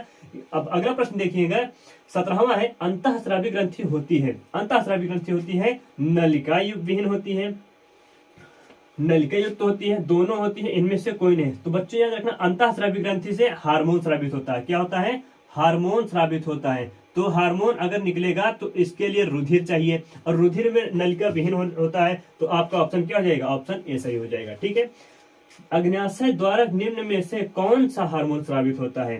तो अग्न्याशय आपका कौन हार्मोन स्रावित करता है, इंसुलिन और ग्लूकागॉन, 2 हार्मोन है इसमें, दोनों, इनमें से कोई नहीं, आपका कौन सा हो जाएगा, इनमें से दोनों। इंसुलिन भी स्रावित करता है और ग्लूकागॉन हार्मोन भी स्रावित करता है। ठीक है, अब अगला प्रश्न देखिएगा। अगला प्रश्न, पत्तियों का मुरझाना किस पादप हार्मोन के कारण होता है, कारण संभव हो पाता है। ठीक है, पत्तियों का जो मुरझाना होता है, जो पत्तियां मुरझा जाती हैं, किस पादप हार्मोन के कारण होती हैं। तो याद रखना बच्चों, जिब्रेलिन तो नहीं होगा, साइटोकाइनिन भी नहीं होगा, एब्सिसिक अम्ल के द्वारा, किसके द्वारा, एब्सिसिक अम्ल के द्वारा पत्तियां जो होती है वो मुरझा जाती हैं। अगला प्रश्न देखिएगा, पॉन्स मेडुला और अनुमस्तिष्क, क्या है, पॉन्स मेडुला और अनुमस्तिष्क, ये तीनों के दिमाग के भाग है, मस्तिष्क के भाग है, किस भाग में पाए जाते हैं, अग्र मस्तिष्क का हिस्सा है, नहीं, मध्य मस्तिष्क का हिस्सा, ये भी गलत है। तो ऑप्शन सी आपका सही हो जाएगा, कौन सा, पश्च मस्तिष्क का हिस्सा होता है, कौन सा, पॉन्स मेडुला और अनुमस्तिष्क। प्रमस्तिष्क का हिस्सा ये भी नहीं है। अगला प्रश्न देखिएगा 21वां है, निम्नलिखित में से कौन सी अनैच्छिक क्रिया नहीं है। तो याद रखना बच्चों, यहाँ पर अनैच्छिक क्रिया पूछ रहा है, ऐच्छिक क्रिया नहीं पूछ रहा है। ऐच्छिक क्रिया जो अपने इच्छा के अनुसार करते हैं और अनैच्छिक क्रिया जो अपनी इच्छा के अनुसार नहीं की जाती है। तो अगला देखिए प्रश्न देखिएगा, इसमें से ऑप्शन कौन सा है, छींक आना अनैच्छिक क्रिया, ये इच्छा के अनुसार नहीं आती है। लार आना, भोजन का स्वादिष्ट देखेंगे तो ऑटोमेटिक आ जाएगा लार। हृदय का धड़कना, हृदय ऑटोमेटिक धड़कता है, उसको धड़काने के लिए आप जाते नहीं कोई। तो आपका चबाना जो होता है, भोजन आप देखोगे मुंह में ग्रहण करोगे, जब तक मुंह नहीं चलाओगे तब तक भोजन वहीं पे रखा रहेगा, जब तक चबाओगे नहीं तब तक भोजन वहीं पर रखा रहेगा। तो आपका कौन सी क्रिया नहीं है इसमें से, आपका चबाना। अगला ऑप्शन देखिए, अगला प्रश्न देखिएगा, इंसुलिन की कमी के कारण कौन सा रोग होता है। इंसुलिन आपके पाया जाता है अग्न्याशय में, इंसुलिन पाया जाता है आपके अग्न्याशय ग्रंथि से स्रावित होता है, उसमें उसकी कमी से कौन सा रोग होता है। एड्स नहीं होता है, बेरी नहीं होता है, घेंगा रोग नहीं होता है, आपका ऑप्शन डी हो जाएगा सही, मधुमेह रोग हो जाता है। ठीक है, इसको हम डायबिटीज भी कहते हैं। अगला प्रश्न देखिएगा, खोपड़ी के अग्र सिरे पर, ये जो खोपड़ी है इसके अग्र सिरे पर स्थित न्यूरॉन को शरीर के विभिन्न भागों से प्राप्त होता है। जो अग्र सिरे पर ये स्थित है, इसके विभिन्न भागों से क्या चीज प्राप्त होता है। तो याद रखना बच्चों, जल तो नहीं प्राप्त होगा, खून तो हृदय से प्राप्त होता है, वायु भी हृदय से प्राप्त, फेफड़े से प्राप्त होता है, संकेत प्राप्त होता है। पूरे शरीर के किसी भी अंग से क्या प्राप्त होता है, हमारे ब्रेन को, मस्तिष्क को संकेत प्राप्त होता है, सूचना प्राप्त होती है। अगला प्रश्न देखिएगा 27वां है, तंत्रिका तंत्र का भाग है। तंत्रिका तंत्र का कौन सा भाग है, मस्तिष्क। ठीक है, हाँ मस्तिष्क एक तंत्रिका तंत्र का भाग होता है। रीढ़ तंत्रिका ये भी सही है लग रहा है, और मेरुरज्जु ये भी सही है। इनमें से सभी जो है तंत्रिका तंत्र का भाग होते हैं। चाहे मस्तिष्क की बात करेंगे, रीढ़ की बात करेंगे, रीढ़ तंत्र की बात करेंगे और मेरुरज्जु की बात करेंगे, ये तीनों आपके ऑप्शन सही हो जाते हैं। ठीक है, इनमें से सभी। अगला प्रश्न देखिएगा, एस्ट्रोजन, प्रोजेस्टेरॉन एवं रिलैक्सिन हार्मोन स्रावित होते हैं। कहां से स्रावित होते हैं, अंडाशय से, वृषण से, एड्रिनल ग्रंथि से, अग्न्याशय से। तो बच्चों याद रखना, एस्ट्रोजन, प्रोजेस्टेरॉन तथा रिलैक्सिन हार्मोन, ये तीनों के तीनों हार्मोन आपके मादा में स्रावित होते हैं, और मादा में पाया जाता है अंडाशय। वृषण पुरुषों में पाया जाता है, एड्रिनल भी दोनों में पाया जाता है, अग्न्याशय भी दोनों में पाया जाता है। जबकि अंडाशय से स्रावित होने वाले 3 हार्मोन याद रखना, एस्ट्रोजन, प्रोजेस्टेरॉन और रिलैक्सिन हार्मोन। ये तीनों के तीनों हार्मोन जनन में सहायता करते हैं। अगला प्रश्न देखिएगा, इनमें से कौन मादा जनन हार्मोन है। मादा जनन हार्मोन अभी तीनों आपको बता दिए हैं, इनमें से कौन सा है, प्रोजेस्टेरॉन, एस्ट्रोजन, ये तो दोनों है, ये है एस्ट्रेडियाल, ये भी एक हार्मोन है। ये तीनों हार्मोन आपके मादा में पाए जाते हैं, इनमें से सभी आपका सही हो जाता है। ठीक है, इनमें से सभी, ये वाला ऑप्शन याद रखना। अगला प्रश्न देखिएगा, हमारे शरीर में विभिन्न जैविक कार्यों का नियंत्रण होता है। तो जैविक कार्यों को नियंत्रित कौन करता है, तंत्रिका तंत्र के द्वारा। हाँ ठीक है, रसायनों के द्वारा, ये भी सही लग रहा है, तंत्रिका तंत्र एवं रसायनों दोनों के द्वारा। तो यह आपका सही है ऑप्शन सी, तंत्रिका तंत्र एवं रसायनों दोनों के द्वारा हमारे सभी जैविक कार्यों का नियंत्रण होता है। अगला प्रश्न देखिएगा बच्चों, 31 प्रश्न है, इनमें कौन फल पकाने के लिए प्रयुक्त होता है। अभी आपको फल पकाने वाले हार्मोन बताए थे जो सभी फल बेचने वाले उपयोग करते हैं। तो ऑक्सिन नहीं होगा, जिब्रेलिन नहीं होगा, साइटोकाइनिन नहीं होगा, आपका एथिलीन, क्या होगा, एथिलीन, या फिर इसको इथाइलिन कहते हैं, इथाइलिन हार्मोन भी कहते हैं। तो ये फल पकाने के लिए उत्तरदायी होता है। ठीक है बच्चों, हमारे टोटल 31 प्रश्न होते हैं आपके नियंत्रण एवं समन्वय वाले चैप्टर से। ये आपके 31 के 31 आप लोग थोड़ा सा रिवाइज कर लेना, जिससे कि आपका एक भी प्रश्न छूटने ना पाए। हम इसमें से पूरे प्रश्न वो प्रश्न लेकर आए हैं जो कि आपके इंपॉर्टेंट है। ठीक है, अब अगला हम देखते हैं कौन सा है, जीव जनन कैसे करते हैं, हाउ डू ऑर्गेनिज्म रिप्रोड्यूस। ठीक है, जीव जनन कैसे करते हैं, इसमें का एमसीक्यू स्टार्ट करते हैं। ये भी आप बहुत ही ध्यान से देखिएगा, बहुत ही इंपॉर्टेंट है जीव जनन कैसे करते हैं इसमें का। ठीक है, देखिएगा पहला प्रश्न इसमें से, पुष्पी पादपों में लैंगिक जनन होता है। तो पुष्पी पादपों में लैंगिक जनन होता है किसके द्वारा, पत्तियों द्वारा नहीं होता है, फूलों द्वारा, तनों द्वारा, इनमें से कोई नहीं। तो पत्तियों द्वारा नहीं होगा, तनों द्वारा नहीं होगा, इनमें से कोई नहीं, ये आपका सही हो जाएगा ऑप्शन बी, फूलों द्वारा होता है। ठीक है, पुष्पी पादपों में लैंगिक भाग अगर कोई होता है तो वो पुष्प होता है। अगला प्रश्न देखिएगा, मानव मादा के जनन तंत्र का भाग नहीं है। मानव मादा का जनन तंत्र का भाग नहीं है, याद रखना, जनन तंत्र का भाग नहीं है। तो अंडाशय जनन तंत्र का भाग है, गर्भाशय ये भी भाग है, शुक्रवाहिनी ये गलत आपका ऑप्शन आ गया है। शुक्रवाहिनी पाया जाता है पुरुषों में। ठीक है, एक प्रकार की ग्रंथि टाइप में होती है, एक प्रकार की वाहिनी टाइप में होती है, जो कि अधिवृषण से निकलती है। ये डिंब वाहिनी भी आपका सही हो जाएगा। ऑप्शन आपका मानव मादा के मानव मादा के जनन तंत्र का भाग नहीं है तो आपका शुक्रवाहिनी नहीं होता है। अगला प्रश्न देखिएगा, नर युग्मक एवं मादा युग्मक के संलयन को कहते हैं। जब नर युग्मक मिलेगा और मादा युग्मक मिलेगा तो उस प्रक्रिया को कहेंगे हम निषेचन। क्या कहेंगे बच्चों? निषेचन कहेंगे। आपका ऑप्शन में निषेचन, इसको निषेचन कहेंगे। ऑप्शन में आपका निषेचन नहीं है। किण्वन, बौनापन, मधुमेह, इनमें से कोई नहीं। आपका ऑप्शन ये सही हो जाएगा। तो नर और मादा युग्मक के अगर मिलेंगे तो उस प्रक्रिया को हम निषेचन कहते हैं। अब अगला प्रश्न देखते हैं, निम्नलिखित में से कौन एक लिंगी पादप का उदाहरण है? एक लिंगी मतलब एक ऐसा पादप जिसमें सिर्फ नर ही पाया जाएगा, एक ऐसा पादप जिसमें सिर्फ मादा ही पाई जाएगी। नर और मादा दोनों के पादप अलग होते हैं, फिर दोनों के पुष्प भी अलग होते हैं। सरसों में दोनों पाया जाएगा, गुड़हल में भी दोनों पाया जाएगा, मटर में भी दोनों पाया जाएगा, जबकि पपीते में नर पपीता और मादा पपीता दोनों के दोनों अलग होते हैं। ठीक है। अगला प्रश्न देखिएगा, मुकुलन द्वारा प्रजनन किसमें होता है? तो मुकुलन याद रखना बच्चों, कलिका उत्पादन किसमें होता है? अमीबा में नहीं होगा, मलेरिया में नहीं होगा, ईस्ट में, हाँ ईस्ट में होता है, पैरामीशियम में भी नहीं होगा, ईस्ट में। और साथ ही साथ याद रखना हाइड्रा में 2 जीव ऐसे हैं जिनमें मुकुलन द्वारा जनन होता है। अगला प्रश्न देखिएगा, फूलों में नर प्रजनन अंग होता है। तो फूलों में नर प्रजनन अंग कौन सा होता है बच्चों? याद रखना पुंकेसर। जबकि अंडाशय अगर होता है तो अंडाशय होता है वो मादा जनन तंत्र का भाग होता है। ठीक है। तो नर प्रजनन अंग अगर कोई है तो वो है पुंकेसर। आपको उम्मीद है आपको समझ में आ रहा होगा। अगर आपको समझ में आए तो वीडियो को लाइक जरूर करिएगा, ये आपसे रिक्वेस्ट करते हैं, ताकि हमें भी लगे कि आपके लिए जो मेहनत कर रहे हैं ये सक्सेस हो रही है या फिर नहीं हो रही है। ठीक है। अब अगला प्रश्न देखते हैं हम, पुनरुद्भवन होता है। पुनरुद्भवन इनमें से कौन किसमें होता है? अमीबा में, पैरामीशियम में, प्लेनेरिया में, इनमें से कोई नहीं। तो आप याद रखना बच्चों, पुनरुद्भवन की जो क्षमता होती है वो पाई जाती है आपके प्लेनेरिया में। प्लेनेरिया में पाया जाता है, स्टार फिश में भी पाया जाता है पुनरुद्भवन की क्षमता। ठीक है। निम्न में से किस जीव में बहुविखंडन होता है? तो बहुविखंडन मतलब एक से अधिक विखंडन में अगर कोई जीव बट रहा है तो उसे हम बहुविखंडन कहेंगे। तो याद रखना बच्चों, पैरामीशियम में नहीं पाया जाएगा, हाइड्रा में नहीं पाया जाएगा, ईस्ट में नहीं पाया जाएगा, मलेरिया में, मलेरिया परजीवी की याद रखना बच्चों, उसका नाम क्या है? प्लाज्मोडियम। क्या नाम है उसका? प्लाज्मोडियम में क्या पाया जाता है? आपका बहुविखंडन पाया जाता है। ठीक है। ये एक प्रकार का मलेरिया परजीवी होता है। अब अगला प्रश्न देखिएगा, ब्रायोफिलम के कौन से भाग में कायिक प्रवर्धन होता है? ब्रायोफिलम एक प्रकार की पत्ती होती है, वो कौन से भाग में कायिक प्रवर्धन होता है? याद रखना, पत्तियां, पहले ही ऑप्शन है आपका पत्तियां। जड़ में नहीं होगा, फूल में नहीं होगा, तन में भी नहीं होगा। आपका ऑप्शन कौन सा होगा? ए। ठीक है। अब अगला प्रश्न देखिएगा, मानव मादा में निषेचन होता है। तो मानव शरीर में निषेचन की प्रक्रिया कहाँ पर होती है? ऑप्शन आपका गर्भाशय में, अंडाशय में, योनि में, फैलोपियन नलिका में। तो ऑप्शन आपका डी सही हो जाएगा। फैलोपियन नलिका को हम फैलोपियन ट्यूब भी कहते हैं या फिर डिम्ब वाहिनी भी कहते हैं। क्या क्या बोले हम? फैलोपियन ट्यूब या फिर डिम्ब वाहिनी। याद रखना बच्चों, डिम्ब वाहिनी भी इसको कहते हैं हम।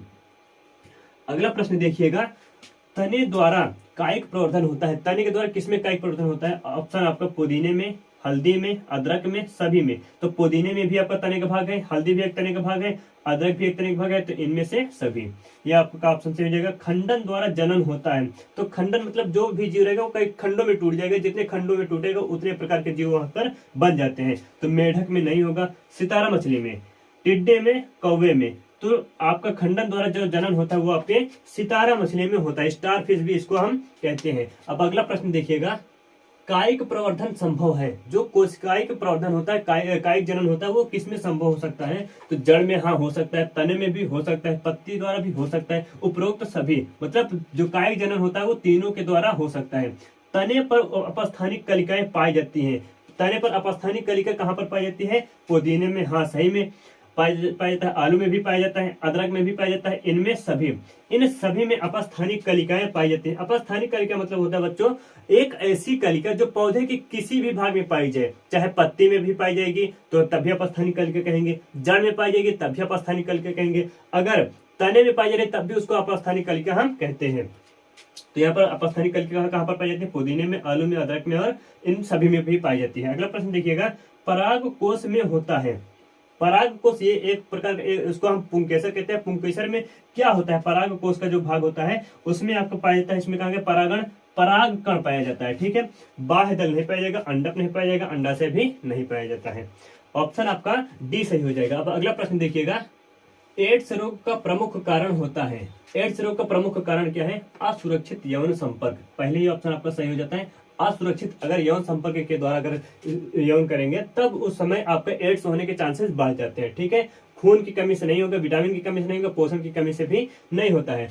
फूल का कौन सा भाग फल में बदलता है? तो फूल का याद रखना बच्चों, अंडाशय है इसमें कहीं पर, हाँ अंडाशय है। अंडाशय जो होता है ये फल में बदल जाता है। ठीक है, अगला प्रश्न देखिएगा, भ्रूण के जिस भाग से तना पत्तियां बनती हैं उसे हम कहते हैं, क्या कहते हैं? मूलांकुर, प्रांकुर कहते हैं, प्ररोह तंत्र, या फिर इनमें से कोई नहीं। तो याद रखना बच्चों, जो भ्रूण के जिस भाग में तना, ठीक है, तना पत्तियां बनती हैं उस भाग को कहते हैं हम, उस भाग को कहेंगे कहां पर? प्ररोह तंत्र। ठीक है, प्ररोह तंत्र में तना भी बनेगा और पत्तियां भी बनता है। अब अगला प्रश्न देखिएगा, लैंगिक जनन में आवश्यक होती है, क्या चीज आवश्यक होते हैं?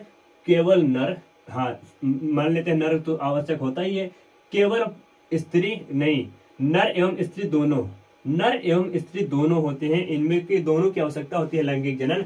नर अकेले नहीं कर सकता और मादा अकेले भी नहीं कर सकता है।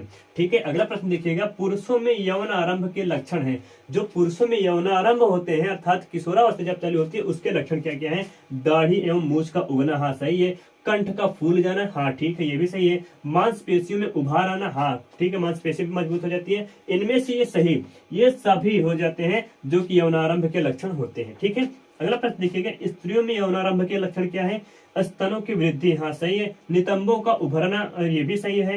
रजोधर्म का प्रारंभ होना, ये भी सही है। इनमें से सभी, ठीक है, आपका ऑप्शन डी इसमें सही हो जाता है। अब अगला प्रश्न देखिएगा, मनुष्य में नर जननांग निम्नलिखित में से कौन है? मनुष्य में जो नर जननांग होता है वो कौन है? इसमें से वृषण, ठीक है, शुक्रवाहिनी ये भी सही है, मूत्र मार्ग ये भी सही है। तो इनमें से तीनों के तीनों ऑप्शन आपके सही है जो कि नर जननांग के भाग कहलाते हैं, ये सभी हो जाएगी इसमें से। ठीक है, अगला प्रश्न देखिएगा, स्त्रियों में अंडाशय की संख्या कितनी होती है? तो बच्चों अंडाशय की संख्या 2 होती है, इसमें ऑप्शन आपका बी सही हो जाएगा। मनुष्य में निषेचन के फलस्वरूप बनता है, निषेचन जब होगा उसके फलस्वरूप क्या बनेगा? तो इसमें बनेगा युग्मनज का निर्माण होता है। ठीक है, युग्मनज ही विकसित होकर निर्माण करता है किसका? भ्रूण का। ठीक है, अब अगला प्रश्न देखिएगा, वृषण में बने शुक्राणु संचित होते हैं। वृषण में जो हमारे जो वृषण होता है उसमें जो शुक्राणु का निर्माण होता है वो बनने के बाद स्टोर कहां पर होते हैं, एकत्रित कहां पर होते हैं? तो बच्चों याद रखना, शुक्राशय में, अधवृषण में, शुक्रवाहिनी में, शुक्रवाहिका में, मूत्रमार्ग में। तो वृषण जो स्टोरेज होता है, संचित होता है, वो आपके अधिवृषण में स्टोरेज होता है। इसको हम इंग्लिश में एपिडिडाइमिस भी कहते हैं। क्या कहते हैं बच्चों?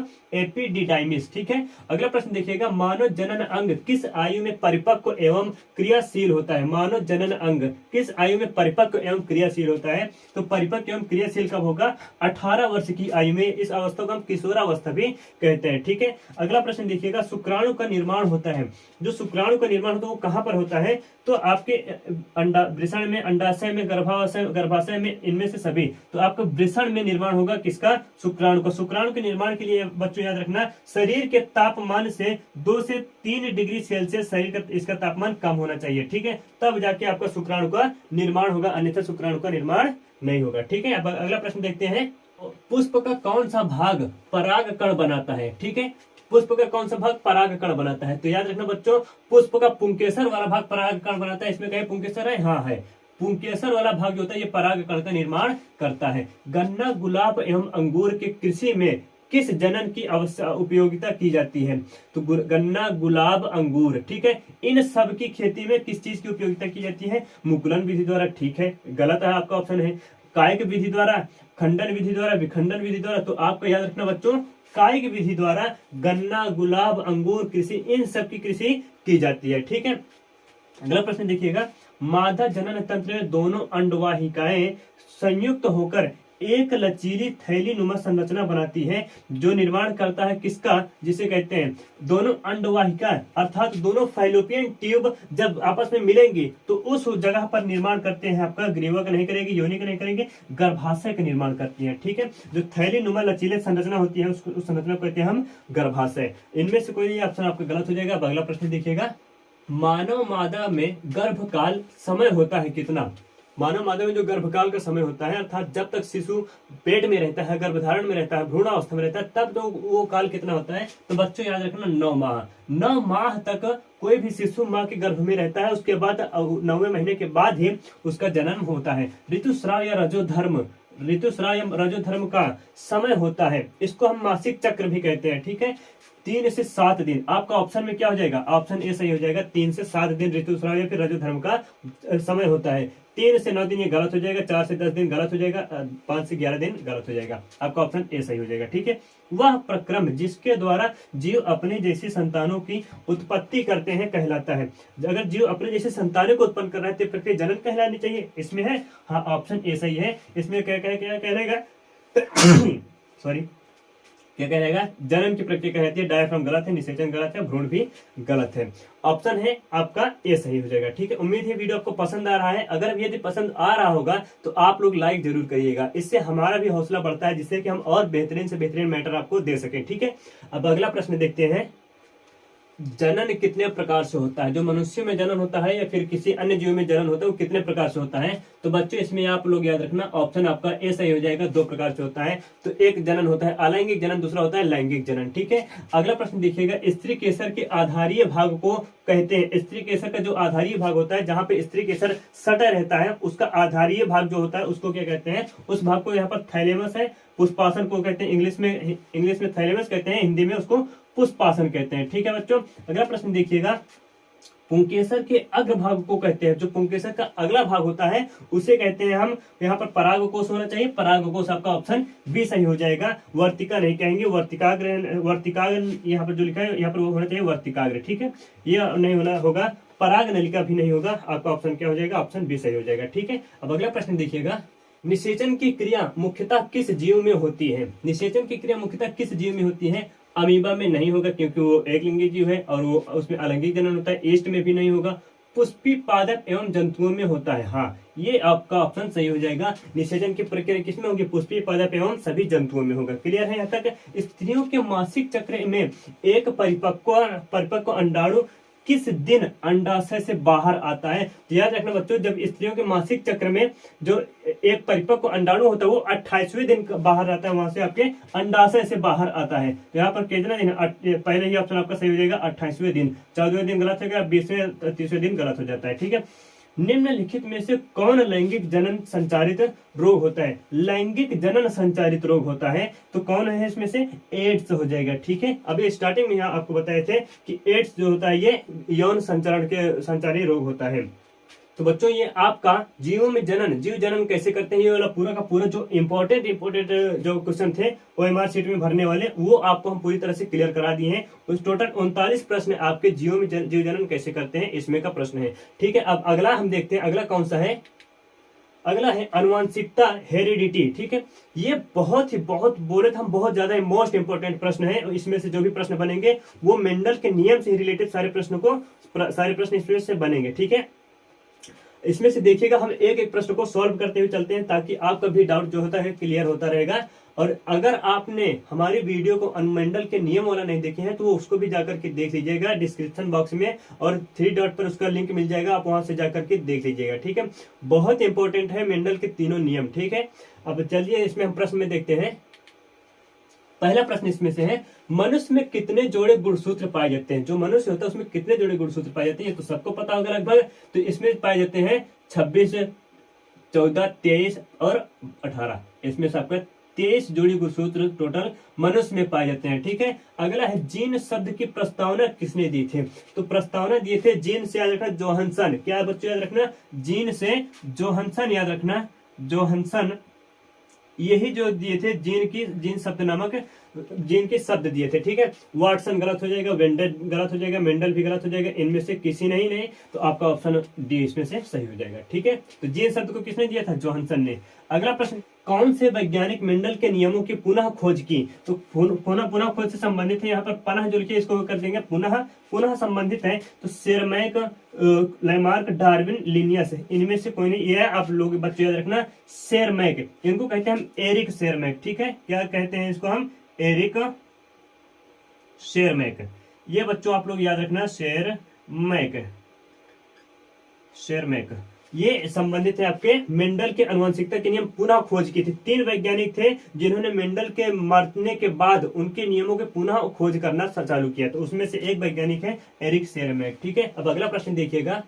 गुणसूत्र बने होते हैं, जो हमारा गुणसूत्र होता है 23 जोड़ी गुणसूत्र जो पाया जाता है केंद्रक में, वो किसके बने होते हैं? पहला ऑप्शन है डीएनए के, डीएनए तथा आरएनए दोनों के, डीएनए तथा प्रोटीन एवं आरएनए के, इनमें से कोई नहीं। तो आप लोग याद रखना बच्चों, जो गुणसूत्र होता है वो डीएनए से बना होता है। कोशिका में अनुवांशिक पदार्थ है, कोशिका में जो अनुवांशिक पदार्थ है वो कौन सा इसमें से है? डीएनए, गुणसूत्र, जीन। आपका ऑप्शन सही हो जाएगा कौन? गुणसूत्र सही हो जाएगा। ठीक है, अगर गुणसूत्र ऑप्शन में ना होता तो आपका डीएनए ही सही हो रहता है, याद रखना ये इसको आप लोग। अब अगला प्रश्न देखते हैं। मेंडल ने अपने प्रयोगों के लिए किस पौधे का चुना?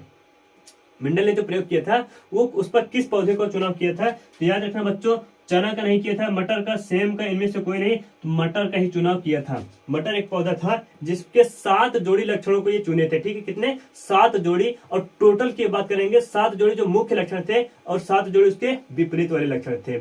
अब अगला प्रश्न देखिएगा।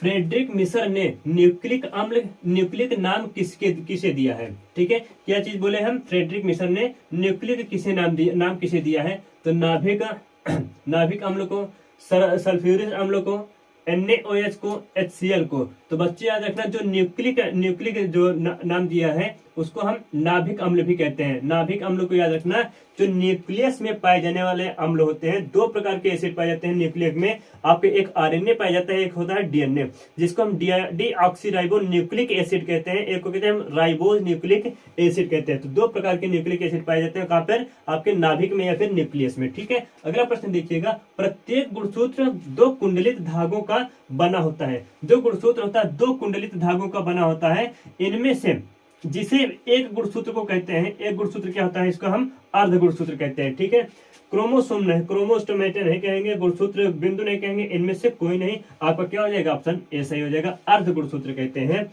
मेंडल ने अपने प्रयोग के लिए कितने विकल्पी लक्षणों का अध्ययन किया? तो कितने विकल्पी लक्षणों का अध्ययन किया था? 7 विकल्पी लक्षणों का अध्ययन किया था। अभी आपको हम बताएं, 7 तो मुख्य लक्षण थे। इसका अगर विपरीत वाला लक्षण को टोटल लेंगे तो टोटल लक्षण जो थे वो 14 लक्षण का चुनाव किया था उन्होंने। ठीक है, अगला प्रश्न देखिएगा। एकल संकर क्रॉस के फलस्वरूप लंबे एवं नाटे पौधे, क्या बोल रहे हैं? लंबे एवं नाटे पौधे के जो अनुपात था वो कितना था? तो एकल संकरण में याद रखना बच्चों, एक ऐसा संकरण होता है जिसमें सिर्फ एक ही लक्षणों को देखने के लिए संकर कराया जाता है, उसे हम एकल संकरण कहते हैं।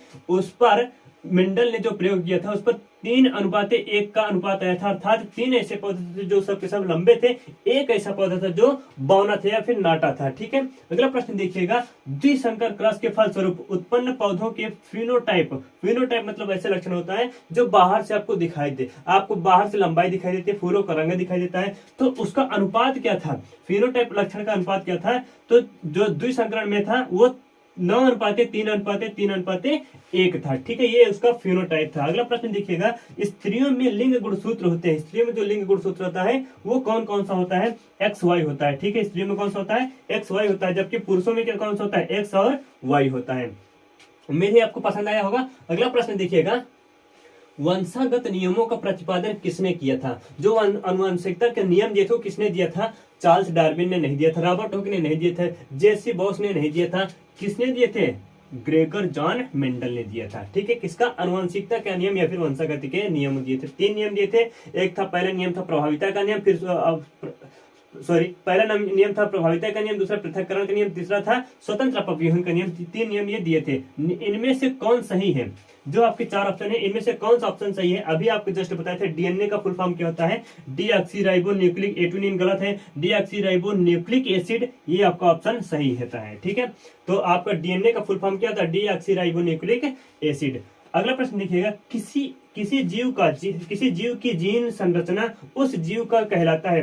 याद रखना बच्चों, जीन संरचना अगर जो होता है जीन संरचना तो जीनोटाइप कहलाता है। इसमें क्या है? जीन प्रारूप अगर आपका सही है तो सही ऑप्शन आपका ए सही है। जीनोटाइप, 1 मिनट, आपका जीनोटाइप है या जीन प्रारूप, ये दोनों के दोनों आपके सही ऑप्शन है। तो इसमें से ऑप्शन सी सही हो जाएगा, जीन प्रारूप या फिर इसको हम जीनोटाइप कहते हैं। क्लियर है? यहाँ तक कोई दिक्कत नहीं होनी चाहिए।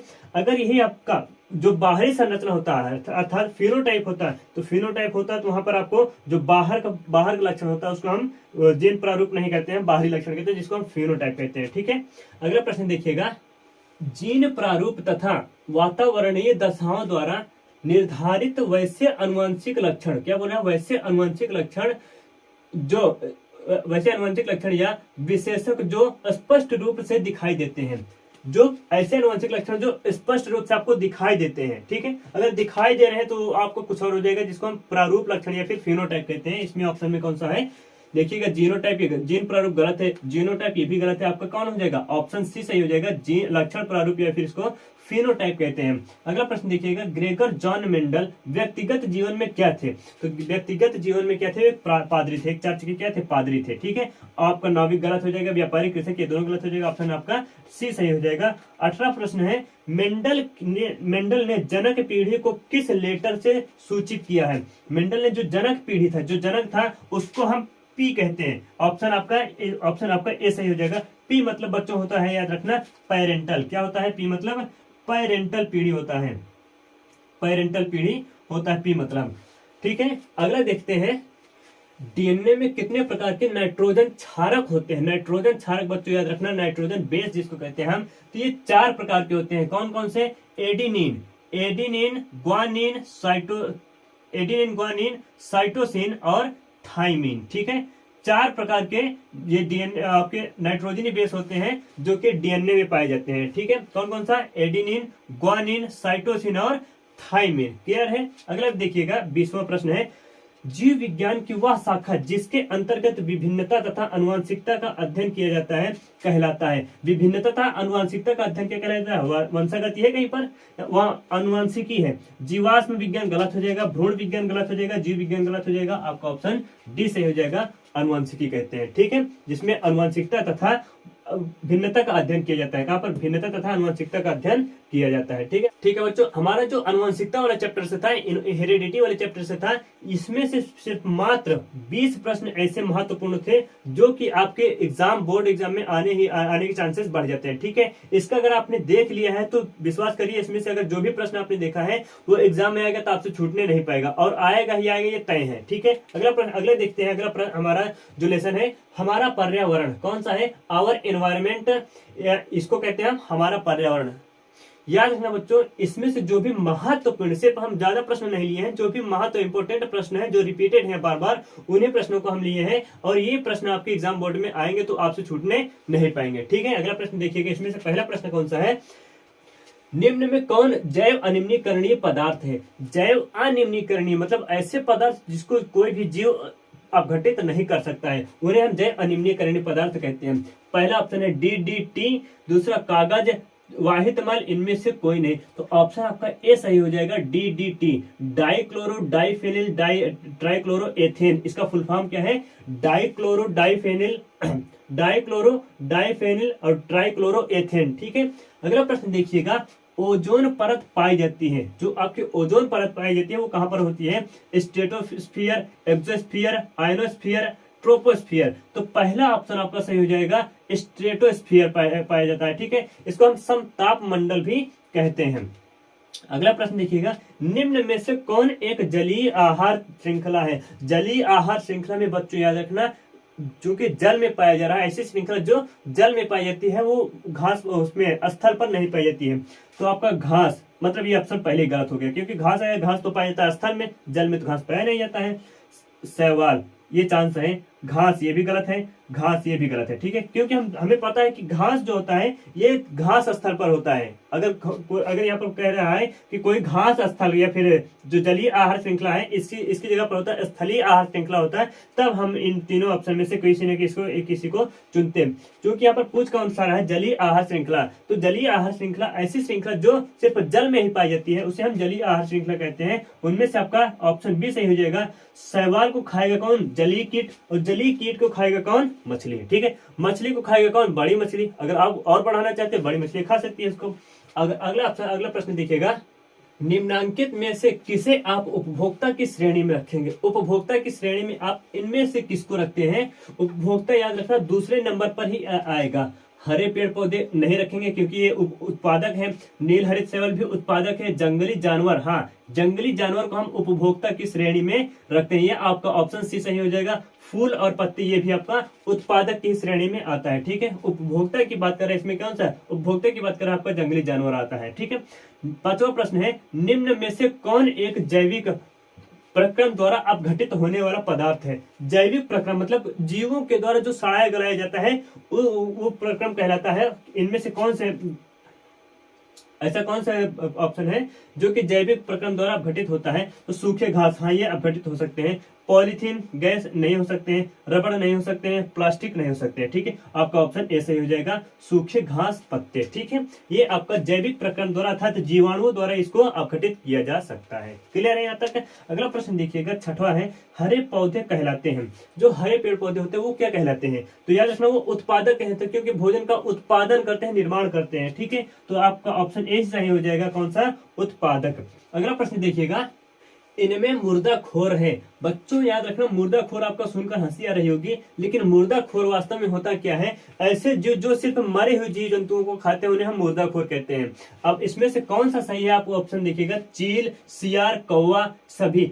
चील भी मुर्दों को खाता है मतलब मरे हुए जंतुओं को खाता है। सियार भी मरे हुए जंतुओं को खाता है। कौवा भी मरे हुए जंतुओं को खाता है, अर्थात इनमें से सही हो जाएगा ये सभी। ठीक है, अगला प्रश्न देखिएगा। अगला प्रश्न है आठवां, निम्नलिखित में कौन अजैव निम्नीकरण पदार्थ है? अजैव निम्नीकरण मतलब होता है ऐसे पदार्थ जो सजीवों के द्वारा उसको अपघटित न किए जा सके हैं। ठीक है, कागज को अपघटित किया जा सकता है। लकड़ी को भी अपघटित सजीवों के द्वारा किया जा सकता है। कपड़े को भी सजीवों के द्वारा अपघटित किया जा सकता है। प्लास्टिक एक ऐसा पदार्थ है जो कि अजैव निम्नीकरणीय पदार्थ है। ठीक है, अजैव निम्नीकरणीय पदार्थ कौन है? प्लास्टिक। अगला प्रश्न देखिएगा, नौवां है निम्न में से कौन पर्यावरण के जैविक घटक है?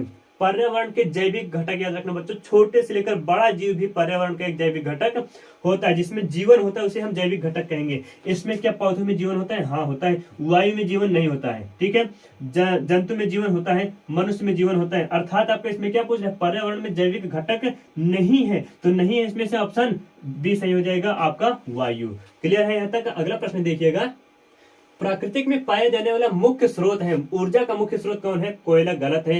सूर्य, पानी, कागज। तो आपका ऑप्शन बी सही हो जाएगा क्योंकि सूर्य ही प्राकृतिक में पाया जाने वाला ऊर्जा के एक मुख्य स्रोत है जिसके वजह से सभी जीव उस पर आश्रित रहते हैं, उसी से ऊर्जा प्राप्त करते हैं। अगला प्रश्न 12 देखिएगा, निम्नलिखित में से कौन स्थलीय पारितंत्र नहीं है? याद रखना, स्थल पर घटने वाला पारितंत्र उसमें से नहीं है। जंगल स्थलीय पारितंत्र है। एक्वेरियम ये एक प्रकार का जलीय पारितंत्र है। ठीक है, घास के मैदान ये भी स्थलीय है। मरुस्थल ये भी घास पर पाए जाते हैं, स्थल पर पाए जाते हैं। अर्थात एक्वेरियम मतलब होता है एक ऐसा जिसमें कांच को चारों ओर से बंद कर रहते हैं, उसमें हम पानी डाल देते हैं और उसमें मछली डाल देते हैं। उस जो बनता है संरचना जो बनती है उसको हम कहते हैं एक्वेरियम। ठीक है, एक्वेरियम एक प्रकार का जलीय संरचना है, यह जलीय पारितंत्र होता है। अगला प्रश्न देखिएगा, CFC है। CFC मतलब क्लोरोफ्लोरोकार्बन। इसमें से कौन है? क्लोरोफ्लोरोकार्बन। आपका ऑप्शन ए ही सही हो जाता है, ऑप्शन ए ही सही है। ठीक है, अगला प्रश्न देखिएगा, मृत शरीर को पचाने वाले जीवों को क्या कहते हैं? ऐसे जीव जो मृत सड़े गले पदार्थों को या फिर मृत जीवों को सड़ाकर खत्म कर देते हैं उन्हें क्या कहते हैं? तो उत्पादक तो नहीं कहेंगे, पेड़ पौधे सभी आ जाते हैं। अपघटक, स्वपोषित तो सभी हरे पेड़ पौधे आ जाते हैं। परभोक्ता ये भी नहीं होता। अपघटक होते हैं, कौन होते हैं बच्चों? अपघटक होते हैं जो जीव के किसी भी जीव जंतु हो जो मर जाते हैं, सड़े गल जाते हैं, उनको अपघटित करने का काम कौन करता है? सभी प्रकार के जो जीवाणु होते हैं वही करते हैं। ठीक है, इनको हम क्या कहते हैं? अपघटक कहते हैं। अगला प्रश्न देखिएगा, वनों की अधिक कटाई का परिणाम होता है। वह अगर वन लगातार कटते रहेंगे उसका परिणाम क्या हो सकता है? तो कम वर्षा होगी। हाँ ये तो जाहिर सी बात है कि प्रकृति के साथ जो भी खिलवाड़ करेगा तो वर्षा की जाहिर सी बात है वर्षा कम हो जाएगी। भूस्खलन हो जाएगा। हाँ सही है। भूमि अपर्दन तथा बाढ़ आ जाएगा। मृदा अपर्दन या फिर भूमि अपर्दन तथा बाढ़ आ जाएगा, ये भी सही है। उपरोक्त में से सभी, आपका ऑप्शन डी सही हो जाता है कि उपरोक्त में से सभी। ये अगर अधिक जल का जंगल की कटाई होती रहेगी तो इसमें से कम वर्षा, भूस्खलन और भूमि अपर्दन तथा बाढ़ आने की संभावना बढ़ जाती है। अगला प्रश्न देखिएगा 16वां है, जैव वातावरण में शामिल है। जैव वातावरण मतलब जैविक जीव, ऐसा वातावरण जिसमें सिर्फ जीव ही शामिल होते हैं उसे क्या कहते हैं? मृदा। एक ये निर्जीव वाला है, जंतु, हाँ ये सजीव वाला है। सूर्य का प्रकाश, वायु, वर्षा, इनमें से कोई नहीं। आपका जो जंतु वाला है, जंतु, पौधे तथा मनुष्य, ये आपके जैव वातावरण में शामिल होने वाले कुछ कारक होते हैं। ठीक है, ऑप्शन आपका बी सही हो जाएगा। अगला प्रश्न देखिएगा बच्चों, वैसे जो पौधे एवं जंतु दोनों का भक्षण करते हैं, दोनों को खाते हैं, किसको किसको, पौधे एवं जंतु दोनों को खाते हैं या भक्षण करते हैं, वो क्या कहलाते हैं? तो मांसाहारी कहलाते हैं? नहीं, मांसाहारी तो सिर्फ मांस को खाते हैं, शाकाहारी तो सिर्फ साग सब्जियों को खाते हैं। सर्वभक्षी कहते हैं उसको। क्या कहते हैं बच्चों? सर्वभक्षी, अर्थात सबका भक्षण करने वाले को हम सर्वभक्षी कहते हैं, या फिर इसको हम सर्वाहारी भी कहते हैं। याद रखना, जीवाणु एवं कवक कहलाते हैं। जो जीवाणु होते हैं और कवक होते हैं वो क्या कहलाते हैं? याद रखना बच्चों, अब घटक ऑप्शन में आपका बी सही हो जाता है। उत्पादक नहीं होगा, उपभोक्ता नहीं होगा, आहार श्रृंखला भी नहीं होगा। क्या हो जाएगा आपका? ऑप्शन बी सही हो जाएगा, अब घटक कहलाता है। सौर ऊर्जा जीवमंडल में निम्न में से किसके द्वारा प्रवेश करती है? किसके द्वारा? सौर मंडल, क्या बोला है? सौर ऊर्जा किसमें प्रवेश करती है, किसके द्वारा प्रवेश करती है? तो सभी हरे पेड़ पौधे के द्वारा प्रवेश करती है। आपका ऑप्शन ए सही हो जाएगा। जंतु के द्वारा नहीं प्रवेश करेगी, कवक के द्वारा प्रवेश नहीं करेगी, बैक्टीरिया के द्वारा प्रवेश नहीं करती। आपका ऑप्शन ए सही हो जाता है। अगला प्रश्न देखिएगा, 20वां प्रश्न है, ओजोन परत महत्वपूर्ण है क्योंकि वह अवशोषित करती है। किसको अवशोषित करती है बच्चों? ऊष्मा को अवशोषित करेगी, गलत है। पराबैंगनी किरणों को, सूर्य की ऊष्मा को, यह क्या है? अवरक्त किरणों को। तो याद रखना बच्चों, जो ओजोन की परत होती है वो पराबैंगनी किरणों को ही अवशोषित करती है। उनको कुछ को अवशोषित कर देगी, कुछ को रिफ्लेक्ट कर देगा, अर्थात परावर्तित कर देती है। तो पराबैंगनी किरण महत्वपूर्ण रोल निभाती है। अगर पराबैंगनी किरण, ओजोन परत जो होती है अगर नहीं होगी तो पराबैंगनी किरण की वजह से हमारे शरीर में कैंसर या फिर त्वचा संबंधित रोग हो जाते हैं। ठीक है, अगला प्रश्न देखिएगा, पर्यावरण मुख्य रूप से कितने घटक का बना होता है? हमारा जो पर्यावरण होता है वो मुख्य रूप से कितने घटक का बना होता है? तो याद रखना बच्चों, ऑप्शन आपका बी सही हो जाएगा। 2 घटकों का बना होता है, एक होता है जैविक घटक, एक दूसरा होता है अजैविक घटक। तो 2 घटकों का हमारा पर्यावरण बना होता है। क्लियर है? अगला प्रश्न देखिएगा, 22वां है, पारितंत्र के जैविक घटकों को की श्रेणियां निम्न में से कौन है? पारितंत्र के जैविक घटकों की श्रेणियां निम्न में से कौन है? जो जिसमें जीवन पाया जाता है, उत्पादक, उपभोक्ता, अपघटक। जीव उत्पादक में भी पाया जाता है, अर्थात सभी हरे पेड़ पौधे। उपभोक्ता अर्थात सभी शाकाहारी मांसाहारी जीव। अपघटक यानी कि जितने भी जीवाणु और कवक हैं इनमें भी जीवन पाया जाता है, अर्थात जैविक घटकों की बात की जा रही है तो इसमें से सभी हो जाएगा। ठीक है, अगला प्रश्न देखिएगा, ऑक्सीजन सभी प्रकार के वायवीय जीवों के लिए आवश्यक है। ठीक है, क्या कह रहा है? ऑक्सीजन सभी प्रकार के वायवीय जीवों के लिए आवश्यक है, जबकि ओजोन क्या है? एक द्रव है, गलत है। अक्रिय धातु है, गलत है। घातक विष है, सही है। क्यों? क्योंकि ओजोन में का जो सूत्र होता है वो O3 होता है। ठीक है बच्चों, O3 एक प्रकार का बहुत ही घातक विष होता है या फिर बहुत ही घातक प्रकार की गैस होती है। ठीक है, ये हमारे वायुमंडल में पाई जाती है, जो कि समताप मंडल के ऊपरी सिरे पर होती है, या फिर हम कहते हैं कि वायुमंडल के किस भाग में पाई जाती है? तो मध्य भाग में ये हमारी अक्रिय गैस, ये घातक विष अर्थात ओजोन हमारी पाई जाती है। ठीक है, ओजोन की एक परत होती है।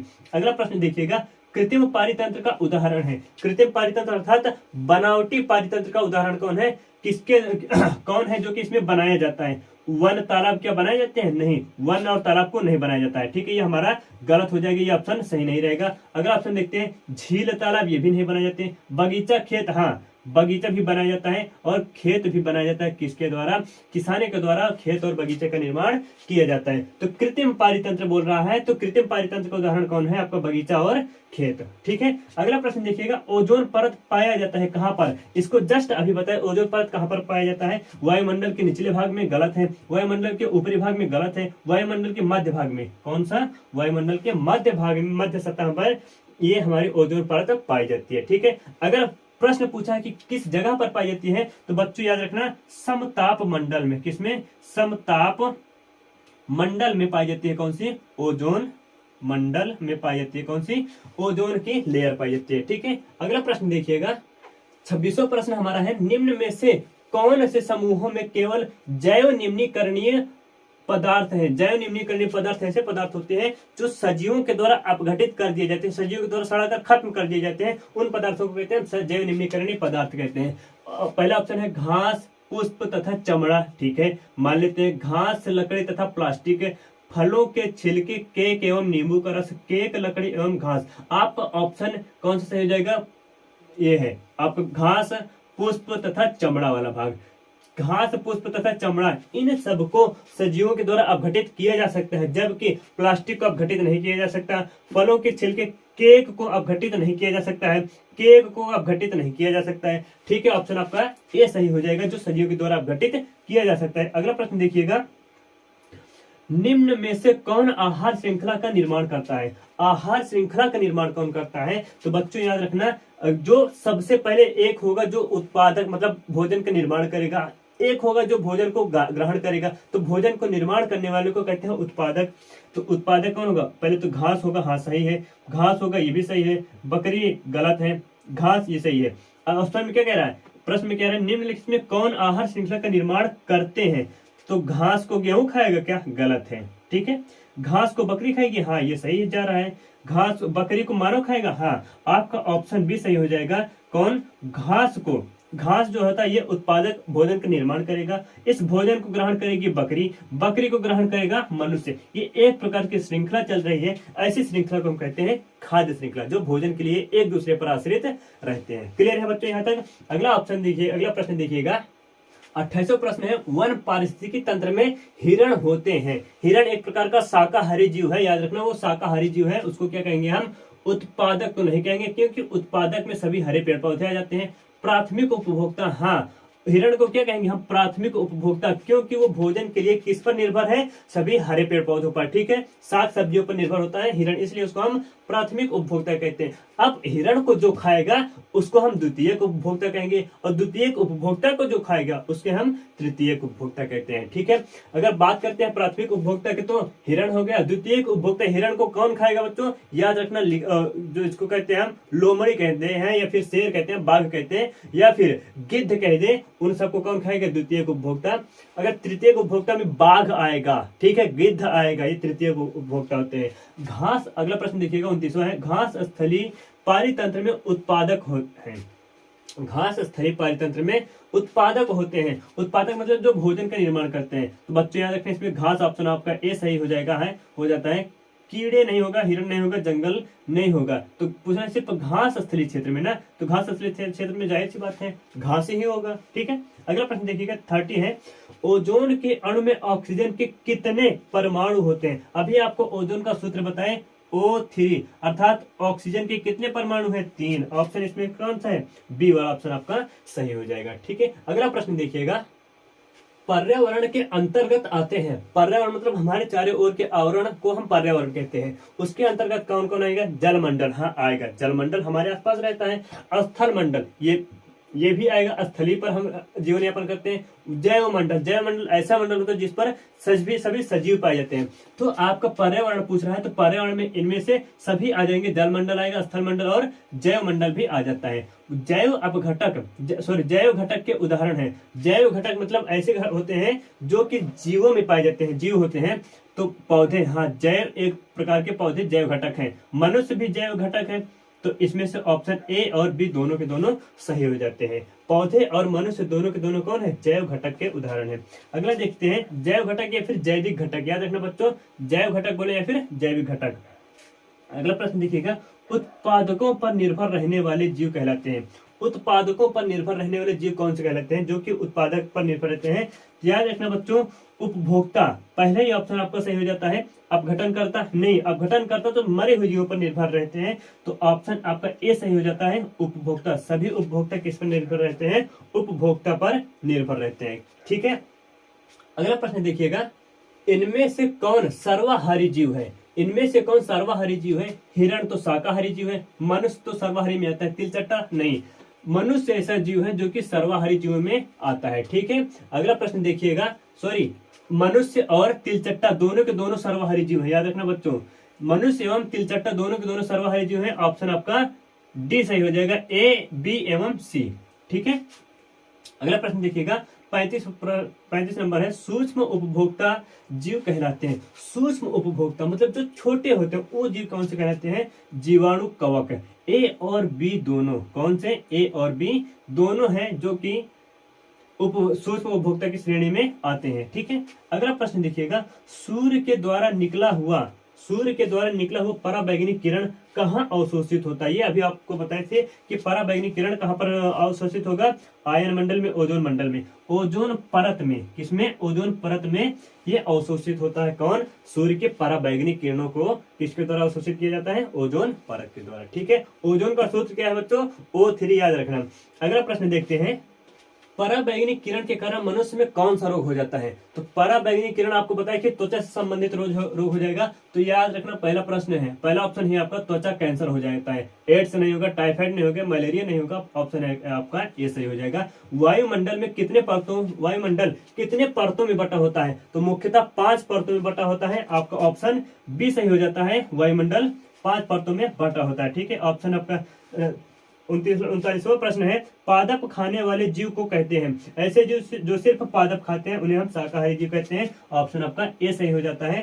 शाकाहारी जीव उन्हें कहेंगे जो पादप खाएंगे, मांसाहारी जो सिर्फ मांस खाएंगे, और सर्वाहारी जो पादप तथा मांस दोनों को खाते हैं उन जीवों को हम सर्वाहारी जीव कहते हैं। अगला प्रश्न देखिएगा बच्चों, 40वां प्रश्न हमारा है, हमारे द्वारा उत्पादित अजैव निम्नीकरण पदार्थ, अजैव निम्नीकरण कचरे कौन सी समस्या उत्पन्न करते हैं? जो भी अजैव निम्नीकरण ऐसे पदार्थ या फिर ऐसे कचरे जिनको सजीवों द्वारा अवशोषित या फिर अपघटित नहीं किया जा सकता, उन्हें हम अजैव निम्नीकरण पदार्थ कहते हैं। ठीक है, अजैव निम्नीकरण कचरे कहते हैं। जैसे प्लास्टिक हो गया, प्लास्टिक को हम कोई भी जीव जो होता है उसको अपघटित नहीं कर सकता। DDT हो गया, उसको कोई भी जैविक जीव अपघटित नहीं कर सकता। तो इसमें से उसकी वजह से क्या क्या समस्याएं उत्पन्न होती है? तो पहला ऑप्शन आपका नालियों एवं नालों में अवरोध हो जाता है। हाँ सही है कि नालियां जो है भटने लगेंगे, अवरोध उत्पन्न हो जाएगा। मृदा प्रदूषण होगा, ये भी सही है। मानव शरीर में जैव आवर्धन होगा, ये भी सही है। इनमें से सभी, या आपका ऑप्शन डी सही हो जाएगा, इनमें से सभी। 41 नंबर है, निम्न में से कौन आहार श्रृंखला सही है? निम्न में से कौन आहार श्रृंखला सही है? आहार श्रृंखला में सबसे पहले उत्पादक आएगा। याद रखना हमेशा कि उत्पादक जो भी भोजन का निर्माण करेगा, भोजन का निर्माण कौन करेगा? सभी हरे पेड़ पौधे। चूहे नहीं आएगा। सर्प सबसे पहले सर्प है, चूहा, ये दोनों तो नहीं आएंगे। घास, हाँ ये घास जो होता है ये पहली बात तो उत्पादक का काम करेगा। घास को खाएगा कौन? चूहा। चूहे का खाएगा सांप, सांप को खाएगा मोर। ये सब के सब एक दूसरे पर आश्रित होते हैं। अर्थात निम्न में से आहार श्रृंखला सही है। आपका बी वाला ऑप्शन आपका सही हो जाता है, ये बी वाला ऑप्शन। ठीक है, डी वाला गलत हो जाता है क्योंकि इसमें सबसे पहले ही कौन है? मोर। आपका 42 वाला प्रश्न देखिएगा, मैदानी पारिस्थितिकी तंत्र में तृतीय उपभोक्ता है। मैदानी पारिस्थितिकी तंत्र में तृतीय उपभोक्ता है। ऑप्शन ए है आपका हरा पौधा, ये तो प्राथमिक उत्पादक है। ठीक है, कौन है? उत्पादक है। मेढक इसको खाता है, ये द्वितीयक उत्पादक है। टिड्डा भी इसको खाता है, ये भी। सर्प हमारा कौन सा है? तृतीयक उपभोक्ता कहलाता है, क्योंकि हरे पेड़ पौधे को कौन खाता है? टिड्डा खाएगा। हाँ सर, हरे पेड़ पौधे को टिड्डा खाते हैं। और टिड्डे को कौन खाएगा? मेढक। तो टिड्डा हुआ प्राथमिक उत्पादक, मेढक हुआ द्वितीय उत्पादक। अब मेढक को कौन खाएगा? तृतीय उत्पादक अर्थात सर्प। आपका ऑप्शन डी सही हो जाता है। ये आपके टोटल 42 प्रश्न ऐसे हैं जो कि हमारे पर्यावरण से संबंधित है।